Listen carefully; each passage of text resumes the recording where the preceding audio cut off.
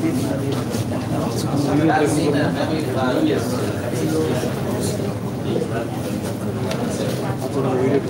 please. கவனிங்க, இவங்க pollution அப்படிங்கிறதான environmental ப்ராப்ளத்தை குறித்து அவங்க காமிக்க போகிறாங்க.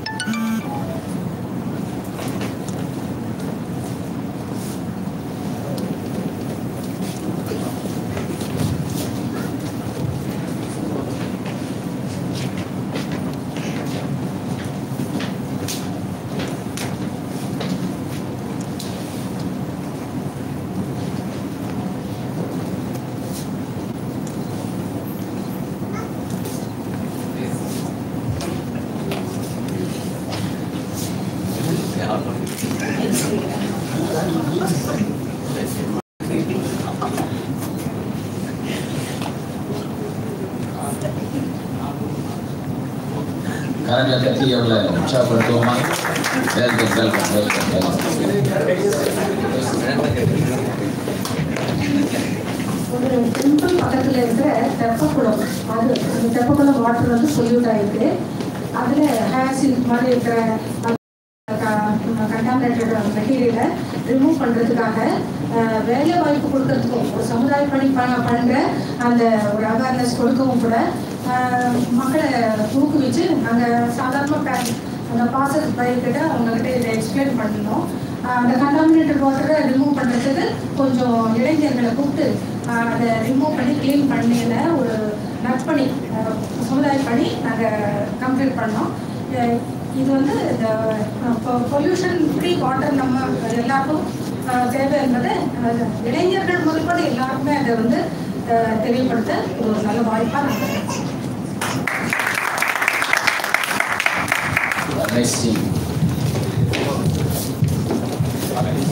ரெண்டு சீனா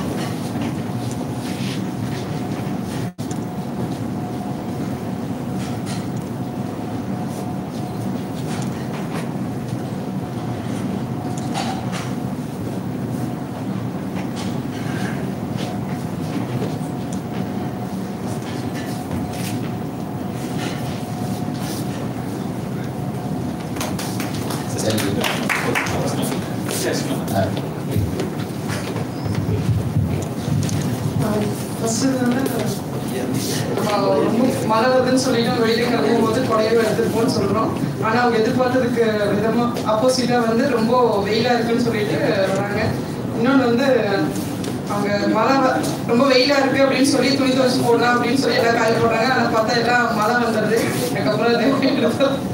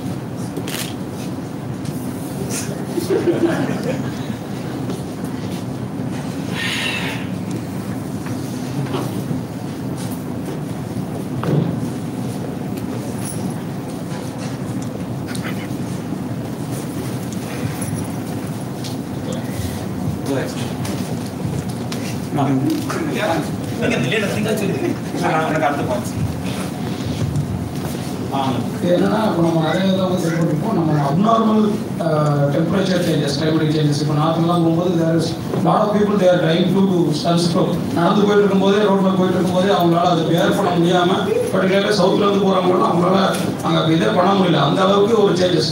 நார்மலாக ரோட்டில் போனாவே அவங்க வெயில் தாக்கி அவங்க இறந்து போகிற அளவுக்கு உண்டான சூழ்நிலை கூட இப்போ மாறி இருக்கு. அதான் எக்ஸ்பிளைன் பண்ணுவோம். சரி sir.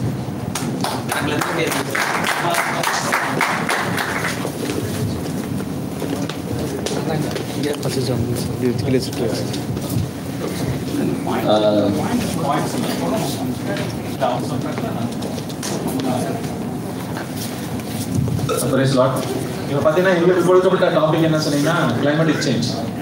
It's a global phenomena தான். இன்னைக்கு பார்த்தீங்கன்னா எல்லாரும் ஒரு கிளைமேட்டுங்கிறது நம்ம ஒரு எதிர்பார்த்த இது அதுக்கு மாறான முடிவுகள், மாறான சேஞ்சஸ், கிளைமேட்டிக் சேஞ்சஸ். அது குளோபலில் பார்த்தீங்கன்னா உலகம் முழுவதுமாக இன்னைக்கு நடக்கக்கூடிய காரணம்னா temperature increase, global surface temperature increase நிறைய பேசிட்டு இருக்கோம்.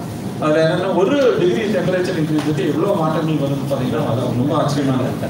பை 2050 இந்த world temperature is going to increase by 4 degree centigrades அப்படின்னு சொல்கிறாங்க. அதோட மாற்றங்கள் என்னன்னு சொல்லி நம்மளால ஊகிக்க முடியல. அந்த அளவுக்கு அது பெரிய இதுன்றது. அதில் என்ன சொன்னீங்கன்னா இப்போ எங்கள் சைடில் வந்து பார்த்தீங்கன்னா 2 இது நாங்கள் இது பண்ணோம். 2 சீன் கூட தான். அதில் ஒரு சீனில் வந்து பார்த்தீங்கன்னா செகண்ட் சீனில் வந்து ஹீட் வேவ். அது எதனால் யூஸ் வருதுன்னு சொன்னால் ஜென்ரலாக நமக்கு இருக்கிற சரௌண்டிங் டெம்பரேச்சர் இன்க்ரீஸ் ஆகுது. நிறைய அது காரணங்கள் நம்ம பார்த்தீங்கன்னா automobile industry usage of cars, motor vehicles எல்லாம் வந்து நிறைய நம்ம இன்னைக்கு யூஸ் பண்ணிட்டு இருக்கோம். எல்லா வீட்லையும் இன்னைக்கு 2 வீலர் ஒரு அதிசயமாக இருந்தது ஒரு காலத்தில். இன்னைக்கு 2 கார் 3 கார் 4 கார் வரைக்கும் நம்ம போயிட்டோம். ஸோ அந்த மாதிரி அதில் வரக்கூடிய எக்ஸாஸ்டும் அந்த பொல்யூஷன்ஸ் வந்து பார்த்தீங்கன்னா நம்ம சர்ஃபேஸில் வந்து நிறைய பொல்யூட்டன்ஸ், ஏர் பொல்யூஷன் எப்படி சொன்னீங்கன்னா அந்த மாதிரி அதில் கொண்டு வந்தது. அது வந்து என்னன்னா அது results in increase in temperature நம்ம சுற்று வட்டாரம். அதுக்கு என்ன பண்ணா இன்னைக்கு ஏசி இல்லாத வீடுகள் கிடையாது. ஏசி இல்லாம கார்ல போக முடியல, ஏசி இல்லாம இங்கேயும் போக முடியல. அந்த மாதிரி நிறைய காரியங்கள் இருக்கு. அது எப்படி ரெடியூஸ் பண்றோம் அப்படின்னு பார்த்தீங்கன்னா we should go for cooling. நம்ம கூல் பண்ணி காரியங்கள் ஒரு ஆள் ஒரு கார்ல போறது. இப்போ டெல்லி தான் கொண்டு வந்துட்டாங்க, ஆட் நம்பர்ஸ் ஈவன் நம்பர்ஸ் கொண்டு வந்துட்டாங்க. ஒரு கார்ல வந்து சில யூரோப்பியன் கண்ட்ரீஸ்ல வந்து ஒரு பர்டிகுலர் டேல தனியாக யாரும் காரில் பார்க்கறதா டியூ டாக்ஸ் மோர். அந்த மாதிரி ஒரு கார் கூலிங் இன்னைக்கு வந்து ஓலா கூலிங் இருக்கு, ஊபர் கூலிங், இந்த மாதிரி காரியங்கள்லாம் பண்ணிருக்காங்க. ஒரு பெரிய சேஞ்சஸ் தான் அது ஒன்று. அப்புறம் செகண்ட் காரியம் பார்த்தீங்கன்னா லேடிஸ் சைட்லேருந்து என்ன பண்ணியிருக்காங்கன்னா அவங்க எதிர்பார்த்த ஒரு முடிவு பார்த்தீங்கன்னா ஒருத்தங்க மழை அடிக்கும் வெயில் அடிக்கணும் போகிறாங்க. அங்கே போனால் பெரிய ஏமாற்றம். அந்த இடத்துல வெயில் இல்லாமல் மழை பெய்யுது. இந்த இடத்துல பார்த்தீங்கன்னா துவைச்சி போட்டிருக்காங்க. வெயில் நல்லா காயும். வெயில் காலத்தில் நம்ம வடகம் போடுவோம். நிறைய ஒரு நம்ம சீக்வன்ஸாக பார்த்து நம்ம சொசைட்டியில் இருக்கும். வடகாப்படி இதெல்லாம் மாதிரி எல்லாம் பண்ணுவோம். அந்த ப்ரிப்பரேஷன்ஸ் எல்லாம் நம்மளால பண்ண முடியல. அப்போ அதுலேயே ஒரு பெரிய மாற்றங்கள். இந்த மாதிரி வந்து வி ஆர் கன்ஃபியூஸ். நம்ம என்னன்னா கன்ஃபியூஸுக்கு காரணமே நம்ம தான். நம்மக்கிட்ட நம்மள அந்த ஸ்டூவர்ட்ஷிப் கிடையாது. நம்மகிட்ட நம்ம அந்த ஸ்டூவர்ட்ஷிப் இல்லாமல் நம்ம என்ன பண்ணிருக்கோம், இன்னைக்கு வந்து எல்லாத்தையும் மிஸ்யூஸ் பண்ணுறோம், ஓவர் யூஸ் பண்ணலாம்.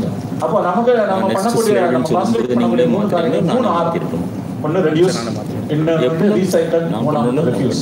இப்போ இந்த 3 ஆரை நம்ம ஃபாலோ பண்ணோம். அது ஒரு பிஸ்னஸ் ஆப்பர்ச்சுனிட்டியாக நம்ம எடுத்துக்கலாம்.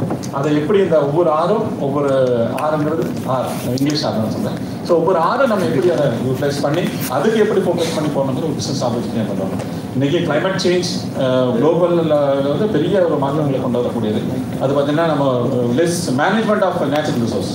இன்னைக்கு நேச்சுரல் ரிசோர்ஸ் நம்ம எப்படி மேனேஜ் பண்ண போகிறோம் அப்படிங்கிறது ஒரு பெரிய பிஸ்னஸ். அதுக்கு ஒரு பிஸ்னஸ் மீட்டிங்கில் வீட்டில் நம்ம ஒரு பாயிண்ட் இருக்குது. Thank you doctor. நல்லா பார்ட்டிசிபேட் பண்ணாங்க. நமக்கு நாமே கரைகளை தட்டி நம்ம உற்சாகப்படுத்திக் கொள்வோமாக. முக்கியமாக நான் ஒரு காரியத்தை இந்த மீட்டிங்கில் உங்களிடத்துல பதிய வைக்க விரும்புகிறேன்னு கேட்டீங்கன்னா, ஆஸ் எ பிஸ்னஸ் பர்சன் இங்கே வந்திருக்கிறதான நீங்கள் ஓகே, இதை இந்த என்விரான்மெண்ட் இந்த சுற்றுச்சூழல் பிரச்சனையில் இதை நீங்கள் எப்படி பார்க்குறீங்க? நீங்கள் என்ன பண்ணலாங்க, நீங்கள் அதுக்கு ஒரு சொல்யூஷனை, பரிகாரத்தை நீங்கள் கொடுக்கலாம். அது மாத்திரமல்ல, இதை நீங்கள் உங்களுடைய பிஸ்னஸ்க்கு எப்படி சாதகமாக்கி கொள்ளும்படியாக நான் உங்களை அதை திங்க் பண்ணும்படியாக உங்களை நான் ட்ரை பண்ண விரும்புகிறேன். நம்ம அப்படியே பிரச்சனையை பார்க்கறது மாத்திரமல்ல, இதை வந்து எப்படி கேபிட்டலைஸ் பண்ணுறது ஆஸ் அ பிஸ்னஸ் பர்சன் நீங்கள் இதை எப்படி இதை உங்களை சாதகமாக்கி கொண்டு உங்களுடைய பிஸ்னஸ் வளர்வதற்கு ஆனால் அது மட்டுமல்ல அனைத்து சமுதாயத்துக்கு உதவியாக இருப்பதற்கு நீங்கள் என்ன செய்யலாம் என்று சிந்திக்கும்படியாக உங்களை நான் நினைப்பூட்ட விரும்புகிறேன். அது மாத்திரமல்ல, இப்போ பார்த்தீங்கன்னா எல்லா இடத்துல பார்த்தீங்கன்னா green, the word green is used, green building. So green business, green business என்ன உங்களுடைய பிஸ்னஸ் வந்து சமுதாயத்துக்கு கஸ்டமர்ஸ்க்கு வந்து இட் ஷுட் நாட் என்ன சொன்னால் வந்து எந்த ஒரு பாதிப்பையும் ஏற்படுத்தக்கூடாது. ஸோ ஒருவேளை உங்களுடைய பிஸ்னஸ் நீங்கள் என்ன செய்கிற பிஸ்னஸ் நீங்கள் எப்படி பாருங்கள். ஸோ ஒருவேளை நீங்கள் க்ரீன் பிஸ்னஸ் நீங்கள் இருக்கிற பிரதர் சொன்னாங்க ஸ்கிராப் அப்படின்னு சொன்னாங்க, அதில் எப்படி இந்த க்ரீன் கஸ்டமர்ஸ்க்கு எஃபெக்ட் ஆகுது, சமுதாயத்துக்கு சூழலுக்கு பாதிப்பை உண்டு பண்ணாத அளவுக்கு எப்படி பண்ணலாம் அப்படிங்கிற காரியங்களை உங்களுக்கு ஞாபகப்படுத்த விரும்புகிறேன். God bless you. Praise the Lord.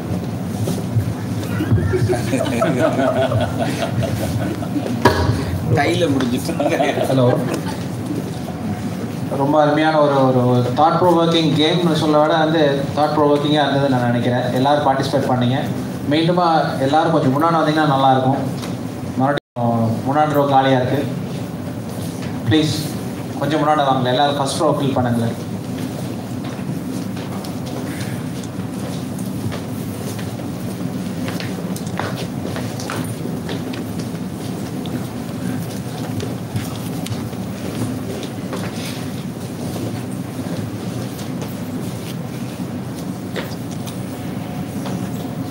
Thank you.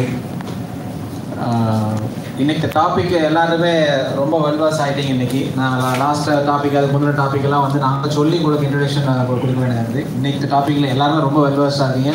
I think everyone participate well and thank you all and ரொம்ப அருமையாக பண்ணீங்க. இன்றைக்கி நம்மளோடய வந்து பேசக்கூடிய ஸ்பீக்கர் உங்களுக்கு எல்லாத்துக்கும் தெரிஞ்சவர் இருந்தாலும் ஒரு சின்ன இன்ட்ரடக்ஷன். ஏன்னா அவரை பற்றி ஒரு கூகுளில் ஒரு நிமிஷம் டைப் பண்ணால் அது ஆல்மோஸ்ட் ஒரு 1.5 பேஜுக்கு வந்து போயிட்டே இருக்குது. அது அவருடைய ஸ்டடீஸோ பேப்பர்ஸோ அவரோட பற்றின டீட்டெயில்ஸோ எடுக்கிறதுக்கு it will take another 1 day for me. அந்தளவுக்கு நிறைய அவரை பற்றின டீட்டெயில்ஸ் போயிட்டே இருக்குது. ஜஸ்ட் ஒரு crux of him. Doctor P Ambrose அவங்க வந்து director professor and emeritus சயின்டிஸ்டாக இருக்காங்க. அவர் வந்து அசாசின் பக்ஸ் அப்படிங்கக்கூடிய கொல்லக்கூடிய பூச்சிகளை வந்து அதை பற்றி அவர் ரிசர்ச் நிறையா பண்ணியிருக்காங்க. அவர் வந்து சென்ட் சேவியர்ஸ் காலேஜில் பாளையங்கோட்டையில் இருக்கக்கூடிய காலேஜில் வந்து ப்ரொஃபஸர் அண்ட் டைரக்டராக இருந்து ரிட்டையர் ஆகிருக்காங்க. 300க்கும் மேற்பட்ட ரிசர்ச் பேப்பர்ஸை ரிலீஸ் பண்ணியிருக்காங்க. 22 PhD ஸ்டூடெண்ட்ஸுக்கு வந்து கைட் பண்ணி அவங்கள வந்து PhD கம்ப்ளீட் பண்ண வச்சுருக்காங்க. அது பெரிய டாஸ்க். வந்து PhD படிக்கிறவங்க இன்றைக்கி ஒருத்தவங்க பார்த்துட்டு பேசிகிட்டு இருந்தேன். 3 வருஷமாக பண்ணிகிட்டு இருக்கேன், 5 வருஷமாக பண்ணிட்டு இருக்கேன், 10 வருஷமாக பண்ணிட்டு இருக்கேன். PhD வந்து அவங்களோட லைஃபாக நிறைய பேர் இருந்திருக்காங்க. PhD நிறைய பேர் கம்ப்ளீட் பண்ண மாட்டாங்க. அது மெயினாக வந்து அவங்களோட கைடு வந்து இப்போ கம்ப்ளீட் பண்ண விட மாட்டாங்க. பட் ஐயா வந்து 22 ஸ்டூடெண்ட்ஸை பாஸ் பண்ண வச்சது, PhD பண்ண வச்சுங்கிறது அதே PhD ஐயாவுக்கு. அதுக்காக வேண்டிய ஒரு பெரிய ஒரு தேங்க்ஸ் சொல்லணும். அண்ட் இது வரைக்கும் வந்து 4 புக்ஸ் வந்து அவராக எழுதியிருக்காங்க. அண்ட் அவருடைய இது வந்து மேகசின்ஸ் எல்லாம் பார்த்தீங்கன்னா நேஷ்னல் இன்டர்நேஷ்னல் மேகசின்ஸில் நிறைய வந்து அவருடைய ஆர்டிகிள்ஸ் நிறைய பப்ளிஷ் ஆகிருக்கு. 30 வருஷமாக வந்து டீச்சிங் லைனில் இருந்திருக்காங்க. ப்ரொஃபஸராக இருந்திருக்காங்க.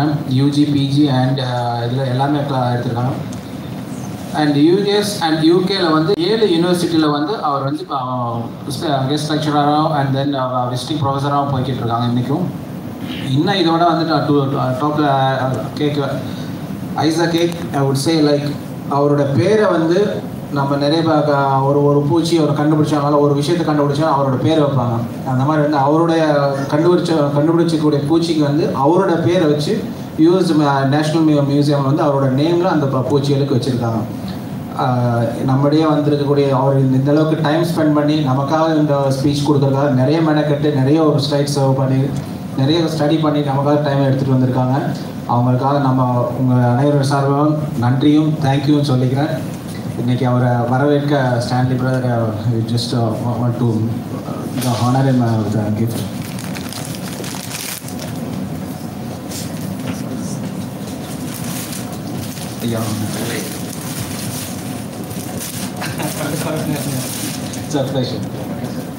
கொஞ்சம் யூஸ்ஃபுல்லான திங்ஸ். ஏன்னா நிறைய ஷால்ஸ் கொடுத்து நிறைய பேர் ஷால்ஸ் வந்து விரோதம் வச்சுருக்காங்க. ஸோ அட்லீஸ்ட் கொஞ்சம் யூஸ்ஃபுல்லான திங்ஸாக கொடுக்கலான்னு சொல்லிட்டு ஒரு யூஸ்ஃபுல்லான திங்ஸ் கொடுத்துருக்கோம். Thank you so much. நான் தயவு செஞ்சு யோசித்தேன்.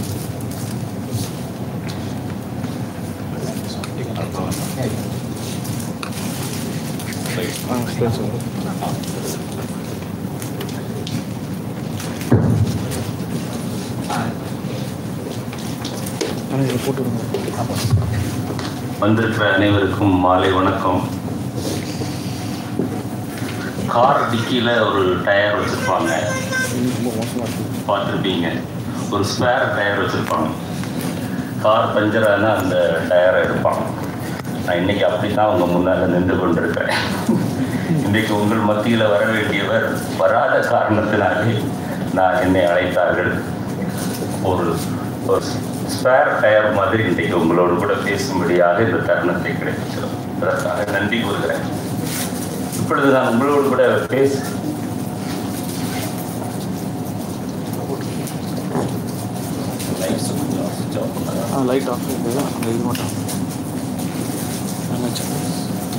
இது மிக சாதாரணமான ஒரு தலைப்பு தான். நம்ம எல்லாருடைய வாழ்க்கைக்கும் மிக அத்தியாவசியமானதும் கூட. நான் பல கல்லூரிகளில் பல செமினார்ஸில் இந்த மாதிரி டாக்ஸ் கொடுக்கறது வழக்கம். ஆனால் இன்றைக்கி உங்களுக்கு விளங்கும்படியாக நான் அதை எளிய முறையில் உங்களோடு கூட நான் பேச விரும்புகிறேன். Environmental crisis and remedy. இன்றைக்கி சுற்றுச்சூழலில் ஏற்படுகிறதான பிரச்சனைகள், அந்த பிரச்சனைகளுக்கு நீங்களும் நானும் என்ன பரிகாரம் செய்யலாம்? சயின்டிஸ்ட்டு தான் அதற்கு பரிகாரம் செய்ய வேண்டும் என்பதல்ல. நீங்களும் நானும் கூட அதற்கு நம்மால் இயன்றதை நம்மால் செய்யும் போது இந்த உலகத்தை நம்ம காப்பாற்ற முடியும். உலகம் ஆண்டவர் நமக்கு கொடுத்ததான ஒரு அருமையான பரிசு. புத்தகத்தில் நீங்கள் வாசிப்பீங்கன்னா, மனிதனுடைய குடியிருப்பிற்காக தேவன் உலகத்தை படைத்தார் என்று வேதத்தில் வாசிக்கிறோம். நம்முடைய குடியிருப்புக்காக ஆண்டவர் நமக்கு கொடுத்த ஒரு வெளியேற பெற்ற ஒரு பொக்கிஷன் தான் நீங்களும் நானும் வாழ்ந்து கொண்டிருக்கிற இந்த எர்த். ஒரு காரியத்தை நன்றாக விளங்கிக் கொள்ள வேண்டும். இந்த பூமி நமக்கு சொந்தம் அல்ல. We are not the landlords or owners of this earth. We are only the tenants. நம்ம இங்கே வாடகைக்கு இருக்கிறது போல தான் நம்ம இருக்கிறோம். ஒரு நாள் வீட்டை காலி பண்ணிட்டு போகிறது மாதிரி நீங்களும் நானும் காலி பண்ணிட்டு போகிறோம். ஆனால் வீட்டை காலி பண்ணிட்டு போகும்போது அந்த வீட்டை சுத்தமாக வைத்து கொண்டு போவோம். அப்பொழுது தான் அடுத்த டெனண்ட் வந்து குடியிருக்கும். வருகிற தலைமுறைக்கு, வருகிற பின் சந்ததிக்கு இந்த உலகம் குடியிருப்புக்கு ஏற்றதாக இருக்க வேண்டிய அந்த உத்தரவாதத்தை ஆண்டவர் உங்களுடைய கருத்தில் என்னுடைய கருத்தில் கொடுத்திருக்கிறார். எனவே இந்த என்விரான்மெண்டல் கிரைசிஸ் அண்ட் ரெமெடி என்கிற இந்த காரியம் நம் ஒவ்வொரு தனி மனிதனுக்கும் அந்த உத்தரவாதம் நமக்கு இருக்கிறது. Next slide, please. Next slide, please. உலகத்தை ஆண்டவர் படைக்கும் போது, படைத்து முடித்த பிறகு அவர் சொன்னதான, அவர் வேதம் சொல்கிறது, எல்லாம் அவர் நன்றாக இருக்கிறது என்று சொன்னார். உலகத்தில் உள்ள எல்லா மனிதனை சிருஷ்டித்த பிறகு, ஜீவராசிகளை சிருஷ்டித்த பிறகு, சூரியன், சந்திரன், நட்சத்திரங்கள் எல்லாவற்றையும் சிருஷ்டித்த பிறகு அவர் சொன்னதான வார்த்தை, எல்லாம் நன்றாக இருக்கிறது. ஆண்டவர் படைத்த போது இந்த உலகம் மாசுபட்டதாக படைக்கவில்லை. மனிதனுடைய குடியிருப்புக்காக மிக நேர்த்தியாக இந்த உலகத்தை ஆண்டவர் படைத்தார். எனவேதான் அவர் சொன்னார், இது நேர்த்தியாக இருக்கிறது, நன்றாக இருக்கிறது. இந்த வசனத்தை நீங்க பரிசுத்த வேதாகமத்தில் நீங்க பார்க்க முடியும். Next slide please. ஆனா இன்றைக்கு இந்த உலகத்துல அந்த நேர்த்தியான நிலைமை போய் பலவிதமான பிரச்சனைகள் இந்த உலகத்தில் நம்ம பார்க்கிறோம், இந்த எர்த்தில் பார்க்கிறோம். பலவிதமான தீமையான காரியங்கள் நடந்து கொண்டிருக்கிறது. அந்த தீம் பார்த்தீங்கன்னா, அந்த ஒரு நம்முடைய ஒரு இதயத்தை கையில் வைத்து பிழிந்து அந்த ரத்தம் வருகிறது போல இன்னைக்கு ஒவ்வொரு மனிதனும் இந்த உலகத்தை பாதுகாக்க வேண்டிய அந்த கடமையில் தவறு. நான் ஒவ்வொரு மனிதன் என்று சொல்லும்போது நிச்சயமாக நீங்கள் ஒத்துக்கொள்ள வேண்டியது வரும். நானும் அதில் ஒன்று தான். அதில் இந்த ரத்தம் வடிவது போல இந்த உலகத்தை நம்ம கசக்கி பிசிங்கி அப்படியே நம்முடைய கையில் வைத்து அந்த நேர்த்தியாக அந்த உலகத்தை பாழாக்கி கொண்டிருக்கிறோமோ என்கிற உணர்வு தான் நம்முடைய உள்ளத்தில் தோன்றுகிறது. Next please. உதாரணமாக நான் ஒரு ஹிஸ்டாரிக்கல் இன்சிடெண்ட்டை நான் உங்களிடத்துல சொல்கிறேன். இண்டிபெண்டன்ஸுக்கு முன்னால் ஒரிசாவில் நீங்கள் பார்த்தீங்கன்னா, வெஸ்டர்ன் ஒரிசாவில் பார்த்தீங்கன்னா கலாண்டிங்கிறதான ஒரு டேம் இருந்தது, ஒரு நீர்த்தேக்கம் இருந்தது. அந்த இடத்துல கிட்டத்தட்ட 1250 mm ஆனுவல் ரெயின்ஃபால் இருந்தது. அங்கே நல்ல வாட்டர் டேபிள் இருந்தது, நல்ல ஜங்கிள்ஸ், காடுகள் நன்றாக இருந்தது, அநேக ஜனங்களுக்கு விவசாயம் நடந்தது. எல்லாரும் நல்ல நிலைமையில அவர்கள் வாழ்ந்து கொண்டிருந்தாங்க. அந்த காடுகள் 6 மாதம் காடுகளில் உள்ள பொருட்கள் அந்த ஆதிவாசிகளுக்கு கிடைத்தது. 6 மாதம் அவர்கள் விவசாயம் பண்ணாங்க. வித்தியாசமான அந்த கிராப்ஸை வந்து அவங்க பயிரிட்டாங்க. அந்த பர்டிகுலராக அந்த வெஸ்டர்ன் ஒரிசாவில் அந்த இடத்துல மிகச் செழுமையாக இருந்தது. மிகச் செழுமையாக, மிக வளம் பெற்ற ஒரு இடமாக அந்த இடத்துல ஜனங்கள் வாழ்ந்து கொண்டிருந்தாங்க. Next slide please. 30,000 water bodies அங்கே இருந்தது. அந்த வெஸ்டர்ன் ஒரிசாவில் நீங்கள் பார்த்தீங்கன்னா பிஃபோர் இண்டிபெண்டன்ஸ் 30,000 வாட்டர் பாடிஸ் இருந்தது. நிறைய செக் டேம்ஸ் அவங்க அந்த வில்லேஜ் பீப்புள் கன்ஸ்ட்ரக்ட் பண்ணியிருந்தாங்க. தண்ணிக்கு எந்த விதமான கஷ்டமும் இல்லை. அந்த தண்ணி வாட்டரை எப்படி பயன்படுத்துகிறது, விவசாயத்திற்கு எப்படி பயன்படுத்துகிறது, தங்களுடைய தனிப்பட்ட வாழ்க்கைக்கு எப்படி பயன்படுத்துகிறது என்பதற்கு அவங்க வாட்டர் கவுன்சில்ஸ்னு வச்சுருக்காங்க. ஒவ்வொரு வில்லேஜ்லேயும் ஒரு வாட்டர் கவுன்சில் இருந்தது. அந்த கவுன்சில் வந்து அந்த வில்லேஜில் உள்ள வாட்டர் பாடியை மேனேஜ் பண்ணிட்டு இருந்தது. ஒரு சோசியல் சிஸ்டம் அவங்கள்ட்ட இருந்தது, ஒரு சமுதாய அமைப்பு. அதன் மூலமாக அந்த காடுகள் எல்லாம் பராமரிக்கப்பட்டது. தண்ணீர் பற்றாக்குறை என்ற நிலைமை அன்றைக்கு சுதந்திரத்திற்கு முன்பாக அந்த வெஸ்டர்ன் ஒரிசாவில், மேற்கு ஒரிசாவில் இருந்ததாக சரித்திரமே இல்லை. Next slide.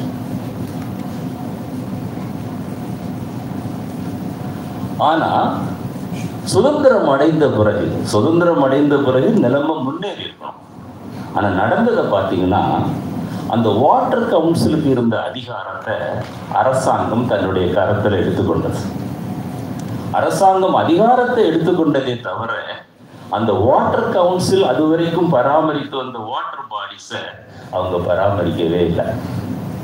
அதிகாரிகள் இருந்தாங்க, அதிகாரிகளுக்கு மேலே ஐஏஎஸ் ஆஃபீஸர்ஸ் இருந்தாங்க, மினிஸ்டர்ஸ் இருந்தாங்க, எல்லாரும் இருந்தாங்க. ஆனால் சாதாரண படிப்பறிவு இல்லாத கிராம மக்கள் பராமரித்து வந்த அந்த வாட்டர் பாடிஸை அவங்க யாருமே அவங்க பராமரிக்கலை. அதனால வாட்டர் பாடிஸில் தண்ணி ஸ்டோர் பண்ணலை. வாட்டர் ஸ்கார்சிட்டி வந்தது. அது வரைக்கும் விவசாயம் பண்ணி கொண்டிருந்த ஜனங்கள் அந்த விவசாயத்தை அவங்களால தொடர முடியலை. நடந்தது என்ன தெரியுமா? அந்த 30,000 வாட்டர் பாடிஸும் வாட்டர் பாடிஸ் என்கிற நிலைமையை இழந்து அது பயிரிடுகிற நிலமாக மாறினது. 30,000 வாட்டர் பாடிஸில் தண்ணீர் சேமிக்கப்பட்டு அந்த தண்ணீர் மூலமாக அந்த மேற்கு ஒரிசா முழுவதும் விவசாயம் நடந்த நிலைமை மாறி இப்போ அந்த தண்ணீர் சேர்த்து வைத்திருந்த இடங்களெல்லாம் மறைந்து போய் அந்த இடங்கள் கிராப் லேண்டாக மாறினது. Next slide please. அதே மாதிரி பார்த்தீங்கன்னா அவங்க என்ன பண்ணாங்க? அதிகமான டேம்ஸை கட்ட ஆரம்பித்தாங்க. எங்கே பார்த்தாலும் அணைகளை கட்டினாங்க. ஆனால் அணைகளை கட்டும்போது அந்த ப்ராப்பர் ஸ்டடி நம்ம தேசத்தில் பண்ணவே இல்லை. இந்த அணை கட்டுகிறதுனால நமக்கு என்ன லாபம், என்ன நஷ்டம், இது என்விரான்மெண்ட்டை எப்படி பாதிக்கும், இந்த எந்த தாட்ஸுமே இல்லாமல் தான் அநேக அணைகள் இன்றைக்கும் கட்டப்படுகிறது. அநேக அணைகள் இன்றைக்கும் அநேக முதலாளிகளுக்காகவே, அவர்களுக்கு சாதகமாகவே கட்டப்படுகிறதே தவிர இன்றைக்கு நம்முடைய சூழ்நிலைகள் பாதுகாக்கப்பட வேண்டும். சராசரி மனிதன் அல்லது ஒரு ஏழை மனிதன் அவனுடைய வாழ்வாதாரத்தை அதை பாதிக்கக்கூடாது என்கிற உணர்வு இன்றைக்கு நம்மை ஆளுகை செய்கிறவர்களிடத்துல இல்லை. அவர்களுடைய நோக்கம் எல்லாம் பெரிய பெரிய டேம்ஸ் கட்டணும். அதனால வரக்கூடிய விளைவுகளை பற்றி சரியா படிக்கல. நம்முடைய உணர்வுகள் எல்லாம் இந்த திடீர் சாம்பார் திடீர் ரசம் உணர்வு. அந்த ஒரு ஐடியா வருகிறது. அநேக திட்டங்கள் நம்முடைய நாட்டில் தோற்று போகிறதுக்கு காரணம் தான் அந்த பேக்ரவுண்ட் இன்ஃபர்மேஷனே கிடையாது. அந்த ப்ராப்பர் ஸ்டடி எதுவுமே பண்ணுறதில்லை. இந்த திடீர் சாம்பார் திடீர் ரசம் பண்ணுறது மாதிரி திடீர் திட்டங்களை போட்டு ஏதாவது அணைகளை கட்டி அதன் மூலமாக அந்த இயற்கையை பாழாக்கி கொண்டிருக்கிறாங்க. Next slide please. உதாரணமாக டீஃபாரஸ்டேஷன். இப்போ புல்லட் ட்ரெயின் விடுறதற்காக நம்முடைய முதலமைச்சர் நரேந்திர மோடி ஆயிரக்கணக்கான ஃபாரஸ்ட் லேண்ட்ஸை அவர் கொடுத்திருக்கிறார். அதனுடைய விளைவுகள் என்னவென்று அவரால் அறிந்து கொள்ள முடியாது. சாதாரண ட்ரெயினையே ஓட்ட முடியல. வாரத்துக்கு 3 ஆக்சிடென்ட். ஆனால் இருக்கிற காட்டை அழித்து புல்லட் ட்ரெயின் போட வேண்டும் என்று நம்ம இன்னும் அன்மேன்டு லெவல் கிராசிங்ஸ் நம்ம கண்ட்ரியில் எத்தனையோ இடத்துல இருக்கிறது. தினமும் மனுஷன் செத்துட்டு இருக்கிறான். அதுக்கு ஒரு கேட்டு போட்டு ஒரு கேட் கீப்பர் போடுறதுக்கு அரசாங்கத்திட்ட பணம் இல்லை. ஆனால் 20,000 கோடி செலவு பண்ணி எத்தனையோ ஹெக்டர் லேண்டை நாசப்படுத்தி புல்லட் ட்ரெயின் போட்டு சாதனை படைக்க விரும்புகிற அரசியல்வாதிகள் நமக்கு இன்றைக்கு தலைவர்களாக இருக்கிறாங்க. அந்த டீஃபாரஸ்டேஷனால அந்த சாயில் எரோஷன் அந்த ஆண்டவர் காட்டை ஏன் படைத்தார் அந்த உணர்வு அவர்களுக்கு தெரியாது. அந்த காடுகள் இருக்கிறதுனால தான் அந்த மண் வளம் பாதுகாக்கப்படுகிறது. காடுகள் அழியும் போது ஒரு பெரிய மழை வந்தால் அந்த இடத்துல உள்ள எல்லா மணல் அவங்க போட்ட ரோடு இது எல்லாமே ஒரு நாளைக்கு போயிடும். இன்றைக்கு காட்டை அழித்து அவங்க புல்லட் ட்ரெயின் போடுறாங்க, ஒரு நாள் ட்ராக்கே இல்லாமல் போயிடும். அந்த அளவுக்கு சாயில் எரோஷன் வருகிறதற்கு வாய்ப்பு இருக்கிறது. நம்ம எதையாவது ஒன்றை சாதிக்க வேண்டும் என்று தான் இன்றைக்கு நம்ம இயற்கையில இவ்வளவு சேதத்தை நம்முடைய ஜனங்கள் உண்டு பண்ணி கொண்டிருக்கிறாங்க. Next slide please.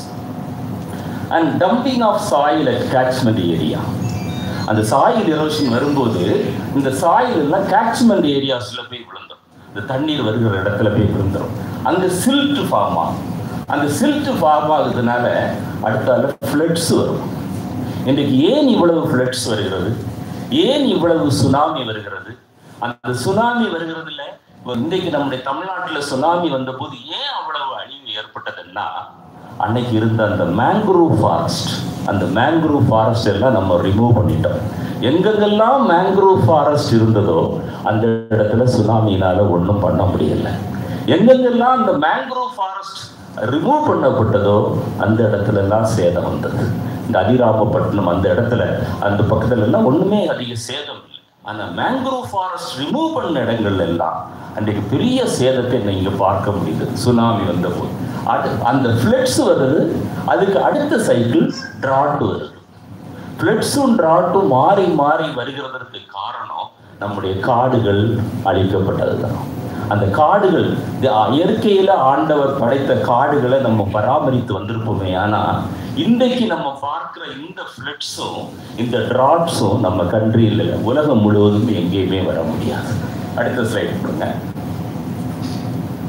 இதெல்லாம் டிஃப்ரெண்ட் ஏஜென்சிஸ். நான் அந்த டீட்டெயில்ஸுக்கெல்லாம் போக விரும்பல, ஏன்னா அது கொஞ்சம் சயின்டிஃபிக் டீட்டெயில்ஸ். இந்த ஏஜென்சிஸ் எல்லாம் இன்னைக்கு அந்த என்விரான்மெண்டல் கிரைசிஸ் உலகத்தில் எங்க என்விரான்மெண்டல் கிரைசிஸ் இருக்கிறதுங்கிறத அவங்க லிஸ்ட் பண்ணியிருக்கிறாங்க.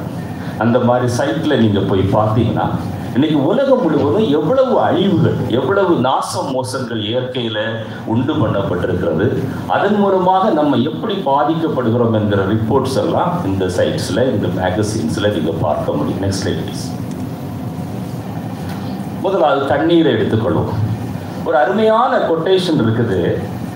If there is a magic in planet, it is in water. இந்த உலகத்தில் ஒரு பெரிய அதிசயம் நீங்கள் பார்த்தீங்கன்னா ஆண்டவர் நமக்கு இலவசமாய் கொடுத்திருக்கிற தண்ணீர். ஆண்டவர் அந்த தண்ணீரை நமக்கு இலவசமாய் கொடுத்திருக்கிறார். ஆனால் இன்னைக்கு இலவசமாக உங்களால் தண்ணி குடிக்க முடிகிறதா? குடிக்கவே முடியாது. பாட்டில்டு வாட்டர் கூட நீங்கள் நம்ப முடியாது. நீங்கள் மினரல் வாட்டர்னு குடிக்கிறதே கண்டாமினேட்டட் வாட்டர் தான். இன்னைக்கு ஒரு மனிதன், நான் 1976 80 வரைக்கும் நான் இதே கோயம்புத்தூரில் தான் நான் PhD ரிசர்ச் பண்ணிட்டு இருந்தேன். அப்போ கிராமத்துக்கு ஒவ்வொரு கிராமமாக நான் பூச்சி பிடிக்க போவேன். எந்த வீட்டில் தண்ணீர் கேட்டாலும் தண்ணீர் கொடுப்பாங்க, மோர் கொடுப்பாங்க. அச்சமின்றி என்னால் குடிக்க முடிஞ்சது. ஆனால் இன்னைக்கு ஒரு வீட்டில் ஒரு டம்ளர் தண்ணி கொடுத்தா அல்லது ஹோட்டலில் தண்ணி கொடுத்தா கேட்குற ஒரு கேள்வி, இது ப்ரொடெக்டட் வாட்டர் தானா, இது மினரல் வாட்டர் தானா, இது பாட்டில், இப்படி கேட்டு குடிக்கவே பயப்படுகிற ஒரு நிலைமைக்கு இன்னைக்கு நம்மால கர்த்தர் ஆண்டவர் கொடுத்த அந்த மிகப்பெரிய வரப்பிரசாதமான தண்ணீரை விடுதலையோடு கூட நீங்களும் நானும் குடிக்க முடியல. தண்ணீர் முழுவதும் பாருங்க, 1/4 ஆஃப் த வேர்ல்டு பாப்புலேஷன், உலகத்தில் உள்ள ஜனங்கள்ல 4 பகுதி அல்லது அபவுட் 1.5 பில்லியன் பீப்புள். ஒரு பில்லியனுங்கிறது 10 lakhs. 1.5 கோடி ஜனங்களுக்கு அதிகமாக 1.5 கோடி ஜனங்களுக்கு அதிகமான இந்த உலகத்துல இன்னைக்கு குடிக்கிறதற்கு தண்ணி இல்லை. இதை பற்றி எந்த அரசியல்வாதிக்கும் ஆசையும் இல்லை. அதை அந்த குடிக்கிறதுக்கு ஒரு பேசிக் நீட். ஆண்டவர் கொடுத்த தண்ணீர். எந்த ஹோட்டல்லையாவது, எந்த 5 ஸ்டார் ஹோட்டல்லையாவது தண்ணி தட்டுப்பாடு நீங்கள் பார்த்துருக்கிறீங்களா? ஆனால் ஒரு கிராமத்தில் போங்க, அவன் ஒரு குடம் தண்ணி பிடிப்பதற்கு அவன் 5 மணி தூரம் நடக்கான். ஆனால் ஒரு தடவை ஃப்ளஷ் அவுட் பண்ணுறதுக்கு ஒரு குடம் தண்ணி இந்த ஹோட்டலில் செலவாகும். அப்போ இந்த ஹோட்டலுக்கெல்லாம் அரசாங்கம் தண்ணி கொடுக்க முடிகிறது. அதான் கிருஷ்ண ஐயர் ஜட்ஜி ஒரு நாளில் சொன்னார், இந்த 5 ஸ்டார் ஹோட்டல் எல்லாம் நீங்கள் க்ளோஸ் பண்ணிடுங்க, இந்தியாவில் தண்ணீர் பற்றாக்குறை தீர்ந்து விடும் என்று சொன்னார். அப்படி குரல் கொடுக்கிறதற்கு இன்றைக்கு யாருமே இல்லை. பாருங்க, இத்தனை ஜனங்களுக்கு குடிக்கிறதற்கு தண்ணி இல்லை. About 80 countries suffer from serious water shortage. இது நான் சொல்றது 2009 உள்ள கணக்கு. 2009 உலகத்தில் 80 நாடுகளில் தண்ணீர் பற்றாக்குறை. நம்முடைய நாடு அதில் ஒன்று. கிராமத்தில் போய் பாருங்க, ஒரு குடத்தை தலையில் வச்சுட்டு மைல் கணக்காக நடக்கிறாங்க. எங்கேயோ போய் தோண்டி கொஞ்சம் தண்ணீர் ஊறுமா என்று சொல்லி அந்த தண்ணீரை எடுத்து குடத்தில் ஊற்றி கொண்டு வர்றாங்க.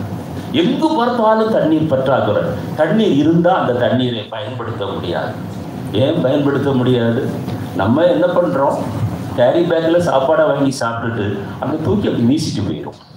அது வந்து அழுக்கு தண்ணியில் தான் விடும். எல்லா இப்போ வாட்டர் பாடிஸும் பாருங்கள், it is either filled with hyacinth, water hyacinth அல்லது பிளாஸ்டிக் பேக்ஸ்.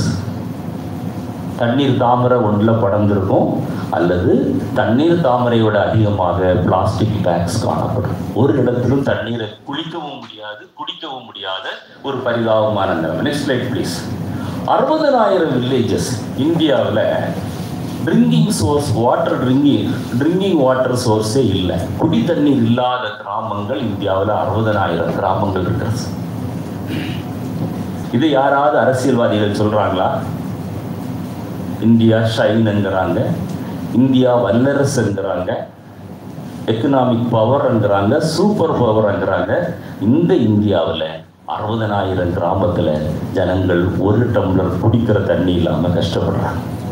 பாருங்க, அந்த கண்டாமினேட்டட் வாட்டர், டயரியா மாத்திரம் நம்ம தேசத்தில் 1.3 மில்லியன், 13 லட்சம் பிள்ளைகள் வருஷந்தோறும் வயிற்றுப்போக்குனால சாகுறாங்க. சரியான தண்ணீர் இல்லாததுனால 13 லட்சம் பிள்ளைகள் ஒவ்வொரு ஆண்டும், சிறு பிள்ளைகள் அவர்கள் சாகுறாங்க. கிட்டத்தட்ட 45 million people this world is affected by poor quality of water. உலகம் முழுவதும் பார்த்தீங்கன்னா 4.5 கோடி ஜனங்கள் பாதிக்கப்பட்டிருக்கிறாங்க தண்ணீர் இல்லாததுனால. அதான் இன்னைக்கு வரக்கூடிய தலைவர்கள் இப்படிப்பட்ட அந்த அடிப்படை தேவைகள்ல அவங்க கவனம் செலுத்துறதே இல்லை. ஒரு ஆயுதம் ஒவ்வொரு நாட்டிலும் ஆயுதங்களுக்காக எவ்வளவு பணத்தை செலவு பண்றாங்க. அதுல லட்சத்துல 1 சில தண்ணீருக்காக செலவு பண்ணா எல்லா மனிதர்களுக்கும் தண்ணீர், குடிக்க தண்ணீர் கிடைக்கும். நம்ம தலைவர்களுக்கு அப்படிப்பட்ட ஞானம் வர வேண்டும் என்று நீங்கள் நான் ஜெபிக்கணும். Next slide please. கங்கா, இதைத்தான் போஸ்ட் ஆஃபீஸில் இப்போ பாட்டிலில் அடைச்சு இந்த கங்கா தண்ணியை தான் வித்துட்டு இருக்கிறாங்க. இதுதான் புனித தண்ணீர்ங்கிறாங்க, வீட்டில் வாங்கிட்டு போய் குடிக்கிறாங்க. பாருங்க, dead bodies are floating in Ganga. செத்த பிரேதங்கள், பாதி எரிந்த பிரேதங்கள். இதெல்லாம் நான் கங்கா போட்டோஸ் தான், நான் ப்ரொடியூஸ் பண்ணதில்லை. இந்த பாருங்க, ஒரு பாடி எரிந்து கொண்டிருக்கும் போதே அடுத்த பாடியை மேலே ரெடியாக வச்சிருக்கலாம் கீழே தள்ளுறதுக்கு. அந்த பாடி பிரேதம் மிதந்து கொண்டிருக்கிறது, பக்கத்தில் போட்டிங், உணர்வே இல்லை. இதுதான் புனித கங்கா, இதுதான் புனித தண்ணீர். அவ்வளவாய் பொல்யூட் ஆயிருக்கிறது. அப்போ இவ புனித கங்கா என்று சொல்லுகிற அந்த நதியே இவ்வளவு பொல்யூட். இப்போ இதுக்கு 20,000 கோடி ரூபாய் அலாட் பண்ணியிருக்கிறாங்க இந்த கங்காவை சுத்தம் பண்றதுக்கு. ஆனா பிரேதத்தை, எரிக்கிற பிரேதத்தை அந்த கங்காவில் போடுகிறத தடை செய்யல. அது கல்ச்சர், அது பாரம்பரியம், அது நாங்கள் தடை செய்ய மாட்டோம். ஆனால் 20,000 கோடி ரூபாய் செலவு பண்ணி இந்த தண்ணியை நாங்கள் சுத்தம் பண்ணுவோம். இதுதான் நம்முடைய கவர்மெண்ட் பாலிசி. பிரேதங்கள் பாருங்க, இதெல்லாம் கங்காவில் பிரேதங்கள் மிதந்து கொண்டிருக்கிறது. கீழே ஒரு பிரேதம் இருக்கிறது, எரிந்தும் எரியாத பிரேதத்தை மேலே தள்ளுவதற்கு ரெடியா வச்சிருக்கிறாங்க. இதுதான் நம்முடைய தேசத்துல உள்ள புனிதமான நதியுடைய நிலைமை. அடுத்த ஸ்லைட் வாங்க. அடுத்தது இந்த பயோடைவர்சிட்டி. ஆண்டவர் வித்தியாசமான மிருகங்களை படைத்தார், வித்தியாசமான தாவரங்களை படைத்தார். ஏன் படைத்தாருன்னா அந்த பயோடைவர்சிட்டி இருந்தால் தான் ஆங்கிலத்தில் ஜீன் பூல்னு சொல்லுவோம். அந்த ஜீன் பூல் அது உண்டா, அது இருந்தால் தான் மனிதனுடைய வாழ்க்கை செழிப்பாக இருக்கும். ஆனால் இன்னைக்கு பார்த்தீங்கன்னா உலகத்தில் நீங்கள் பார்த்தீங்கன்னா நம்ம ரெக்கார்ட் பண்ண அனிமல்ஸில் 24% மேமல்ஸ். இப்போ 1,00,000 மேமல்ஸ் முதல்ல ரெக்கார்ட் பண்ணியிருப்பாங்கன்னு வைங்க. 24,000 மேமல்ஸ், அந்த அப்படிப்பட்ட மேமல்ஸ் இன்னைக்கு உலகத்திலே இல்லை, படத்துல தான் இருக்கிறது. உங்களுடைய வருங்கால சந்ததிக்கு புலின்னா நீங்க படத்தை தான் காட்ட வேண்டியது இருக்கும், சிங்கம்னா படத்தை தான் காட்ட வேண்டியது இருக்கும். இந்த உலகத்துல புலி இருக்காது, சிங்கம் இருக்காது. அப்படி மனிதனுடைய பேராசை. இப்ப உலகத்துல உள்ள எல்லா அனிமல்ஸ்லையும் அதிக பேராசை உள்ள அனிமல் மனிதன் தான். மற்ற அனிமல்ஸ் எல்லாம் தன்னுடைய தேவைக்கு தான் சாப்பிடும். இவன் தனக்கு தேவையோ இல்லையோ இவன் அடுத்தவனை சாப்பிட்டுட்டே இருப்பான். 24% மேமல்ஸ் இன்னைக்கு இல்லை, 12% பேர்ட்ஸ் நம்மகிட்ட இல்லை, ரெப்டைல்ஸ் இல்லை, ஃபிஷ் இல்லை, 20% இன்செக்ட்ஸ் இல்லை.